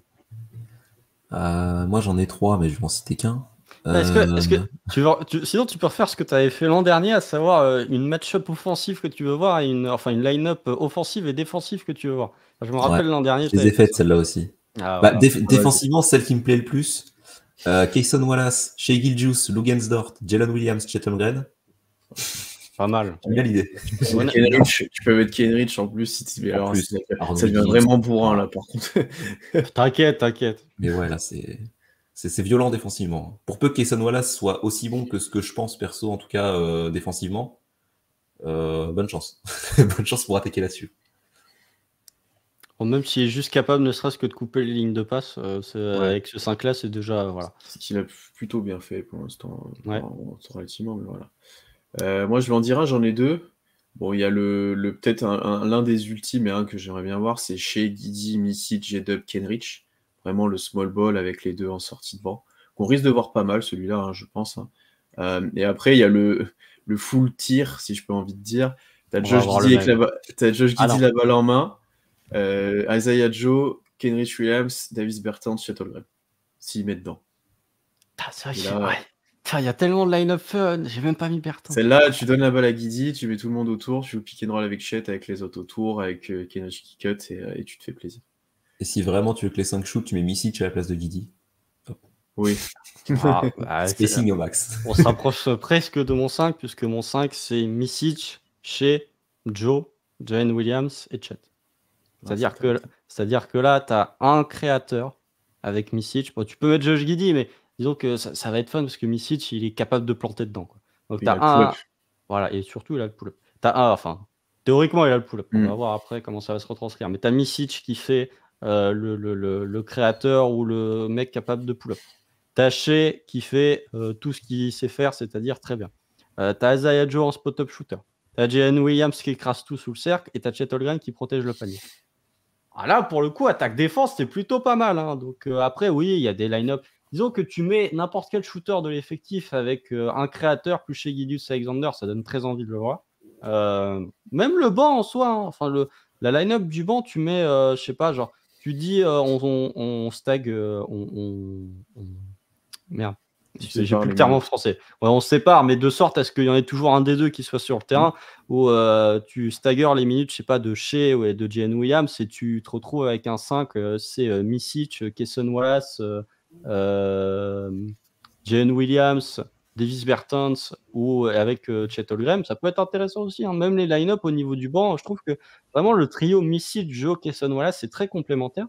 Je trouve ça assez intéressant. Et au niveau des line-up, oui, Mark Denlow va s'amuser. C'est pas comme l'an dernier où on galérait à trouver des line-up fun. Là, cette année, tu as vraiment de quoi. Et même ton line-up full banc, ça pourrait marcher en plus. J'ai mes réserves sur Jalen, mais bon, effectivement, je sais pas, si Ousmane Dieng se confirme en tant que poste 5, tu aurais vu Jalen, tu Ousmane Dieng en 5, ouais. Mais je pense pas qu'il y aura des line-up full bench. Je pense qu'avec Shea, Giddey, Jalen Williams et Chet, quand les 4 jouent, pour moi, tu dois toujours en avoir minimum 2 sur le parquet tout le temps. Un à l'extrême rigueur, mais de par leur niveau, tu dois toujours en avoir 2 sur le parquet. Donc ensuite, tu décales les line-up. Mais... Tu vois, tu parlais de Dieng en 5. J'ai une line-up, disons, il n'y a pas de pivot, mais c'est pas du small ball non plus. C'est Shea avec Wiggins, Kenrich, J-Dub, Dieng. Oh, le 5 sponsorisé par les ailiers, là. C'est le 5 Clippers. C'est le 5 des ailiers, ouais. Ou Raptors aussi. C'est marrant. Celui-là, il est drôle aussi. Franchement, il est pas mal. Hein. Moi, j'ai envie de voir ça, honnêtement. Ouais. Je sais pas. Qui crée là-dedans, ça m'inquiète un peu. Shea. Ouais, ça m'inquiète un peu. C'est chance pour lui. J-Dub, attends, il y a J-Dub aussi. Ouais. Après, c'est un créateur secondaire, mais... T'aurais mis Kenrich, j'aurais été... là, j'aurais compris... j'ai mis Kenrich. Il est. Ah, excuse-moi, je savais pas... Avec Wiggins et Dieng. Ah oui, c'est vrai, il est en poste 3. Non, avec Kenrich, ouais, si, ça va, finalement. Mais tu peux faire des trucs... Alors, déjà qu'il s'amusait avec tu veux. Tous les line-up peuvent être drôles. En vrai, vous pouvez nous le dire en commentaire si vous avez d'autres idées, mais tout peut être drôle à faire. Tu fais le line-up, full tir. Tu fais Missy, Joe, Bertans. T'enlèves même tes superstars. Tu mets Chet en 5. Poste 4, tu mets Wiggins qui tournait à 39% ou Kenrich. Juste, le mec tiré, quoi. Alors, pas de défense, hein, mais vous tirez. En vrai, il y a plein de trucs à faire. C'est vraiment... si tu fais même full tir, tu mets Waters, quoi. Tu peux pas t'efforcer. Non, mais Waters, il est à 35%, je crois. Oui, Waters, c'est mais dans un shooter qui tire dans la moyenne NBA. Ouais, vu les tirs qu'il prend après, déjà... Bon, passons maintenant on arrive à la fin de cet épisode, et l'un des moments les plus attendus, c'est le pronostic. Messieurs, à combien de victoires va finir OKC l'année prochaine ? Les Top, je te laisse commencer. 41-41. Pile au milieu. Tu peux pas faire plus. Une seule victoire plus que l'année dernière, c'est ça, on était à 40 l'année dernière. Oui, mais parce que l'année dernière, on était l'équipe surprise. Là, les équipes adverses, elles vont nous prendre beaucoup plus au sérieux. Donc, si tu veux le classement, je nous mets 9e. Ouais. Et on se qualifie ou pas en play-off? Bien sûr. Évidemment. J'ai un maillot d'Oklahoma City. Évidemment que je vais dire qu'on se qualifie. Mais en plus, les 9e se qualifient souvent en play-off. Donc, franchement. Bon, pas l'an dernier. Hein. Ouais, l'an dernier, c'est l'exception. Mais, c'est les Pels. Hein, donc, ouais. Mais je nous vois bien. Je nous vois au play-in déjà. Play-off, ça me paraît un peu trop haut quand même. Même si ça clique bien, écoute, le top 6, c'est pas inenvisageable non plus. Hein, mais voilà, je nous vois au play-in. Je nous vois dans une course où on pourrait finir 11e et être à la place du con. Mais je sais pas, avec la continuité qu'on a. Le jeu collectif qu'on a qui est plus au point que les adversaires que je nous vois, à part peut-être le Jazz. Mais le Jazz, ils ont partie de la course, c'est la question aussi. Moi je les mets dedans, j'avoue. Après le Jazz, le problème c'est qu'ils ont quelques manques. Là, c'est plus au niveau de l'effectif qu'il peut y avoir des questions. Alors qu'OKC, il y a beaucoup de, tu vois, on vient de s'amuser à faire plein de rotations. OKC, il y a tellement de possibilités de rotation pour Daigneault, en plus qui est vachement un coach qui est assez inventif. Ça peut nous sortir de quelques matchs. Donc ouais, 9e, 41 win, on va au play-in. Évidemment qu'on gagne. Ouais. Alors la question c'est, puisque OKC est 10e, qui passe en dessous? Alors, moi les Mavs, je les mets pas en play-in. Ouf. Le projet pète. Ils sont 11e? Ouais. Le projet pète, voire 12. Je te dis, le Jazz, moi je les. Ah non. Ils peuvent pas être pires que l'an dernier. Regarde, qui tu mets derrière? Vas-y, il faut laisser faire. Mavs et Pels. Pels, je les mets 10. Parce qu'en fait, les Pels, je sais pas, j'ai un mauvais. Tu vois, autant on était tous très contents de voir Willie Green, la première série de playoffs, ça jouait bien, etc. Le début de saison dernière, c'était l'éclate. J'ai l'impression qu'il y a un truc qui s'est cassé avec la blessure de Zion. Il y a, je sais pas, Zion déjà. Bah déjà, Zion, mais il est déjà cassé. Disons que c'est. Je sais pas, les Pels, ça joue beaucoup moins bien en basket. Tu vois, on les a vus au play-in, c'était du Brandon Ingram Ball et démerde-toi, quoi. Enfin, c'est pas très beau. Puis il y a des questions de fit, il y a le niveau de McCollum, enfin il y a pas mal de questions, le niveau physique aussi, parce que Trey Murphy est blessé longtemps, je crois. Non, c'est un joueur important. Pas tant que ça, mais il va louper le début de saison en tout cas. Donc derrière, tu mets les Spurs, les Rockets, les Blazers, les Mavericks, les Pels. Et le Jazz. Et le Jazz. Que je vois dans la course, mais peut-être un peu court. Ok. Ouais. Et devant, ça me paraît un peu... les effectifs sont un peu trop étoffés, je trouve, pour nous pronostiquer plus haut. Ok, bon, à moi maintenant, je pense que je serais peut-être le plus optimiste à voir avec Constant. J'ai mis 43 wins, donc une toute petite progression par l'année dernière. Comme tu l'as dit, dû à l'attente par rapport à l'équipe et qui sera beaucoup plus prise au sérieux par les autres. La densité à l'ouest qui est monstrueuse l'année prochaine, concrètement. J'ai un peu de doute toujours sur le clutch, on en a parlé dans l'épisode, ça tombe bien. Et notamment aussi notre capacité à perdre contre des équipes faibles, ça pourra faire de plus en plus mal, ça, toujours cette mauvaise habitude de perdre contre des équipes faibles, parce qu'on les prend peut-être nous aussi moins au sérieux. Pour moi, il y a aussi, l'année dernière, on a été plutôt bien, c'est sur les blessures. Cette année, peut-être, on aura peut-être moins de chance, c'est toujours à prendre en compte. Donc il y a ça à prendre en compte aussi, le temps d'adaptation d'un Michich, d'un Chet, voilà, ce qui fait que je mets une progression, mais pas énorme en termes de bilan, mais je trouve par contre que l'équipe, comme tu l'as dit Tom, collectivement et autres, sera meilleure globalement que l'année dernière. Défensivement, on en a parlé, voilà, je pense qu'on sera meilleur, et du coup je pense qu'on finira 7 ou 8, plutôt 8, et qu'on se qualifiera en play-off assez facilement. Mais pour moi, voilà, on va pas gagner 50, on va pas avoir 50 victoires, on va pas finir à 35 non plus, on va rester à peu près là où on est, mais j'exclus pas ces scénarios pour autant.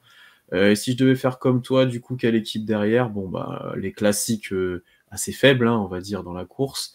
Je pense que Utah sera derrière, honnêtement. Les Mavs, non. Par contre, les Mavs seront devant. Je pense que les Pels, ouais, moi, je suis comme toi, j'y crois pas trop. Je crois plus du tout en Zion, honnêtement. Pour moi, ça va refaire un peu n'importe quoi. Après, j'hésite. Je pense qu'on sera à la lutte avec les Wolves. Je pense que les Mavs seront pas très loin, mais seront devant. Les Kings, j'ai un peu peur pour eux. Je les surveille. Les Warriors, il y a Curry, mais je me dis qu'on sera pas excessivement loin d'eux non plus, parce que j'aime pas trop ce qu'ils ont fait cet été. Il y a les blessures surtout. Et il y a les blessures. Mais voilà, pour moi, on va jouer avec ces équipes-là, en gros. Moi je vais me mettre entre vous deux. J'ai mis 42 victoires pour 40 défaites. Bon, globalement, on est tous dans le même truc, quoi. Mais quand j'avais fait mes pronostics il y a de ça une semaine, je vous avais mis 11e. Là, je nous mets 10e. Je pense que il y a. Alors, tu penses qu'on est que 10e avec 42 wins? Non, 9e, excuse-moi, 9e. Parce que ça fait bas, il y a aussi ça. 9e. C'est parce que je réfléchissais à ce que j'allais dire, donc j'ai dit des bêtises. Mais pour moi, il n'existe pas un monde au KC en dessous de la 11e place. Alors, hormis évidemment blessure de Shea qui loupe 6 mois. Mais si jamais tout le monde reste à minimum en santé, je nous vois mal être plus bas que 11e. Je pense que vraiment le Jazz est en dessous. En plus, ils ont drafté 3 rookies très hauts. Même si je crois en ces joueurs-là, il y aura pas mal de rookie mistakes. Même s'il y a l'arrivée de John Collins, Markkanen, on ne connaît pas le niveau. Et puis Daniel, j'en sais, justement avec les problématiques de pick de draft dont on a parlé, peut-être qu'il va lâcher un peu la saison s'il voit qu'il est potentiellement un peu trop près de donner le pick à OKC. Je pense que les 11 mêmes qui étaient en course pour le play-in seront les 11 mêmes que la saison dernière. Et pour moi, il y a un groupe. En fait, le range d'OKC, je vous dis 9e. Pour moi, le range d'OKC, c'est entre 11 et 7. Je ne vois pas aller plus haut que la 7e place. En gros, OKC jouera le play-in, globalement, ou sera à la place du con. Je ne vois pas aller plus haut que la 7e place. Et pour moi, il y a un groupe avec Wolves, Kings, Pels, Warriors. C'est 5 équipes qui, pour moi, seront de la 11e à la 7e place. Et en gros, ce sera OKC de s'extirper de ce groupe-là.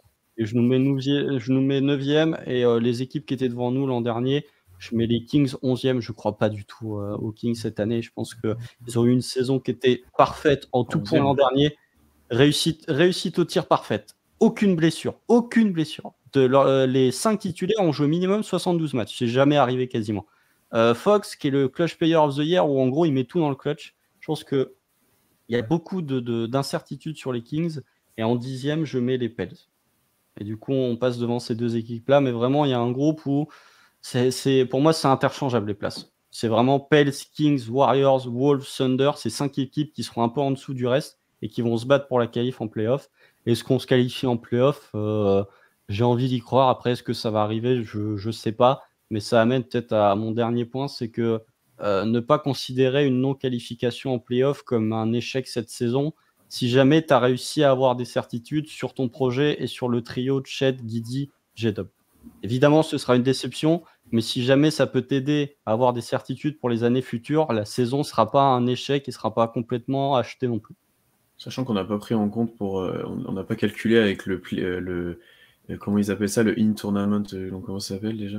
Le in-season tournament. Il n'y a qu'un match en plus. Ouais. Le match régulier, quoi, l'in-season. Il n'y a qu'un match en plus. Donc en fait, je pense qu'on est assez d'accord. Il y a un groupe en dessous, vraiment Blazers, Rockets, Spurs notamment. Il y a un groupe vraiment au-dessus où il y aura les Nuggets, les Suns, les Lakers, les Clippers qu'on n'a pas cités. Les Grizzlies aussi, on y croit, même avec la suspension de Ja, je pense. Ouais. Parce que c'est solide, les Grizzlies. Moi, Par contre, tout ce qui est après dans le ventre mou, entre guillemets, Warriors, Wolves, Pelicans, Mavs, un peu de Jazz, etc., on sera là. C'est ça. Ouais. Je trouve très optimiste sur les Mavs, quand même. Moi, j'aime bien ce qu'ils ont fait cet été. Parce que pour moi, Luka sera border MVP. Parce que Luka est border MVP pour moi, donc si tu veux. Elle l'était l'an dernier, ça les a pas empêchés d'être 11e. Mais le recrutement Grant Williams, après la problématique, c'est que c'est Jason Kidd le coach. Après, ça dépend s'ils font starter les deux rookies sur le front court, quoi. Ça dépend juste. Ça va arriver, je pense. Ils ont une défense pourrie et leur espoir de bien défendre, c'est un pivot de 19 ans, quoi. Non, Grant Williams, ça défend. Oui, c'est bien, mais il faut que tu protèges ton cercle quand même. Grant Williams, c'est pas un protecteur de cercle non plus, et Dwight Powell, voilà quoi. Moi, ce qui m'inquiète pour les Mavs, c'est qu'ils ont beaucoup voyagé là sur la pré-saison. Ouais. Ils sont allés à Abu Dhabi, ils sont allés à Madrid. Là, ils viennent de rentrer, je crois, à Dallas. T'as déjà fait du kilométrage, peut-être que ça va tousser sur le début de saison. Sachant que Luka, il a joué la Coupe du Monde. Faut surveiller aussi Doncic physiquement. Ok. Dernière catégorie à faire, dernier petit sujet, c'est les hot takes. On les donne chaque année, on essaie de donner des choses qui pour nous pourraient arriver, mais qui sont un peu improbables, on va dire, très improbables. Est-ce que vous avez été inspirés, messieurs, cette année ou pas?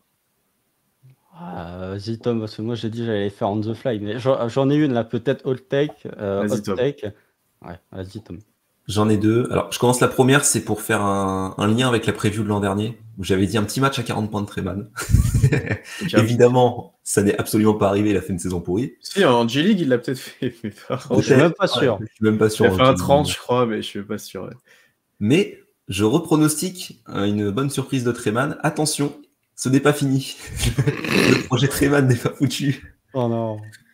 Non, le seul espoir pour Treman que j'ai, mais je le mets quand même dans les hot takes, on sait jamais, c'est Isaiah Joe qui avait surchauffé l'an dernier et ça se passe un peu moins bien cette année.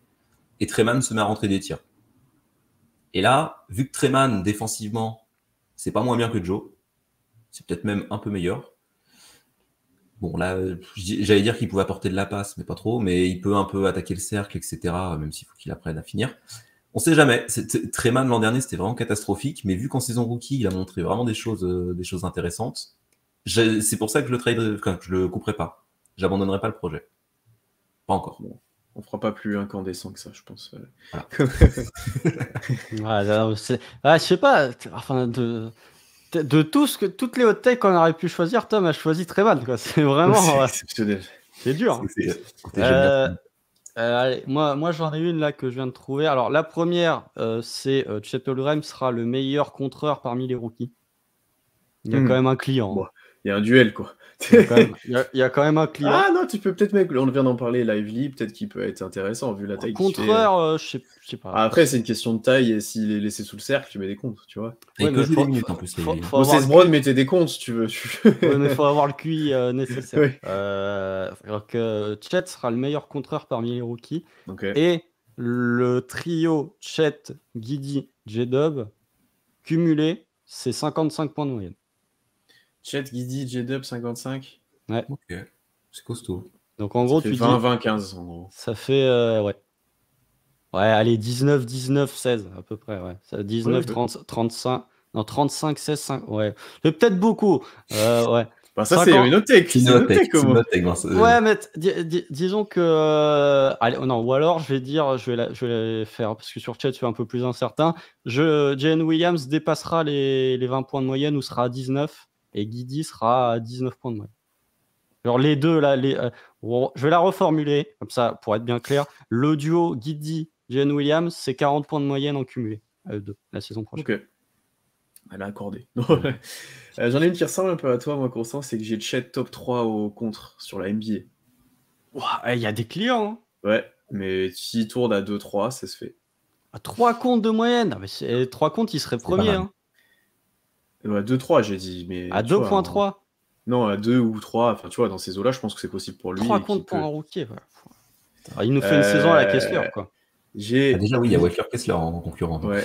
Ah, puis t'as Victor, mais non, il y a c'est pour ça que c'est une autre tech après, hein, c'est le principe. J'ai un Micic dans une des rookie teams à la fin de saison. Ça serait drôle. C'est pas le Rising Star, mais c'est pas loin. C'est une des rookie teams, c'est pour ça qu'on a dit ça tout à l'heure, j'ai rigolé, mais dans une des rookie teams. Et la dernière, c'est que j'ai OKC et top 5 défense NBA. Ok. Ouais. Ta top 5 défense, c'était que 9ème. Faut vraiment. L'attaque, elle a pas bougé. Quoi. Limite, elle a régressé. Oui, l'attaque n'est pas bougé. Voilà, et tu perds dans le clutch, et tu as une ou deux blessures, et voilà, ça se fait. Hein. Ça, c'est un truc qu'on n'a pas parlé dans le prono aussi. On en a parlé un peu durant la preview, mais les victoires ou défaites dans le clutch peuvent changer limite de 5 wins. Hein. Oui. Ça peut changer tout le classement. On va avoir des matchs serrés, c'est sûr, contre les tie-breakers aussi, surveiller les matchs. Et vous avez parlé d'OKC qui avait gagné, qui avait perdu des matchs contre des équipes faibles, c'est juste sur la fin de saison, hein, parce que OKC est l'une des meilleures équipes l'an dernier contre les équipes à moins de 50% de win. C'est justement gagner des matchs contre des équipes à plus de 50% que c'était difficile. Okay. Et voilà. Sinon, moi, il m'en restait. Je m'en ajoute une juste pour nos chauvins sûrs. Ousmane Dieng va faire sa place dans la rotation. Voilà. On la cale un peu et ce sera peut-être au poste 5. Elle est haute celle-là, je sais pas si. Que ce soit une hot tech, c'est dur que ce soit une hot tech. T'as eu que du Dieng et du Man en hot tech là, fais-nous un truc un peu. J'en ai une dernière. Alors, Davis Bertans. Il va faire une très bonne saison, Davis Bertans. Alors, c'est une très bonne saison à l'échelle de Davis Bertans. Donc, déjà, il jouera pas plus de 60 matchs parce que sinon, sa dernière année, elle est garantie. Ouais. Donc financièrement, c'est pas bon. Donc il est un petit peu en contracteur, en fait, techniquement, même s'il y a une player option à 16, mais il y a que 3 millions, je crois, qui sont garantis. C'est une team, je crois. Ah, c'est une team? Je sais plus. Je crois que c'est une player. Mais non, c'est peut-être une player, mais garantie à 3 millions, donc faut le couper avant. Enfin bref. Voilà. Dans tous les cas, il n'aura pas 16 millions. Mais du coup, contracteur, la dernière fois qu'il a eu une contracteur, Davis Bertans, c'était plutôt pas mal. Et en Washington. Et en plus, il sort d'une bonne Coupe du Monde. Donc en termes de dynamique, sur la pré-saison, là, il a eu un coup de chaud. Bon, c'est de la pré-saison, mais on peut s'imaginer une saison de Bertans à plus de 40% à 3 points et qui se trouve un rôle, comme tu l'avais dit, constant dans cette preview, un rôle à la Muscala, quoi, qui sort du banc de temps en temps et qui nous apporte du spacing. Défensivement, ça va être dégueulasse, ça, il n'y aura pas de surprise. Mais s'il nous apporte des shoots et qu'il shoot à plus de 40%, moi, je peux tout à fait l'envisager, ça. C'est pas une autre texte, ça. Bah, en vrai, Bertans, ça fait 2-3 ans. Ça, c'est une attente individuelle. Oui, c'est une attente individuelle de la semaine prochaine. Pour moi, s'il fait ça, c'est très bien, hein, parce que Bertans, depuis 2-3 ans, il voit pas beaucoup le terrain, quoi. Oui, mais quand même un minimum dedans. Genre, l'an dernier, il était maladroit, il était à 37 ou 38%. Donc, ouais, mais je te parle quand même d'un rôle un peu. Oui. C'est pas il rentre 5 minutes, quoi. Oui. Genre sur les 55 matchs qu'il joue, il joue une quinzaine de minutes de moyenne, 10-15. Ouais. Il a vraiment un rôle. Ok, très bien. On reste là-dessus. Messieurs, merci beaucoup d'avoir participé à cette preview. J'espère que cet épisode vous a plu. N'hésitez pas aussi en commentaire ou partout sur Twitter ou autre à dire vous aussi vos pronos, vos avis, vos line-up, tout ce que vous voulez là. La semaine prochaine, du coup, on sera de retour en live pour faire les attentes individuelles. On va aborder un peu plus chaque joueur avec ce qu'on attend, peut-être des scénarios parfaits, des scénarios catastrophes. On verra comment on organise ça. En attendant, abonnez-vous partout, toutes les plateformes d'écoute, Twitter, Instagram. Voilà, partout, on va revenir fort avec la saison qui arrive. Il y aura pas mal de contenu. Il y aura aussi une preview écrite qu'il faudra aller lire, qui rassemblera un peu les avis de tous les membres de l'équipe. Et puis d'ici là, profitez bien de la pré-saison. Reposez-vous quand même avant la saison. Ça va arriver très vite. Et puis on espère un grand Thunder. Et puis à bientôt. Salut tout le monde. À la semaine prochaine. Salut.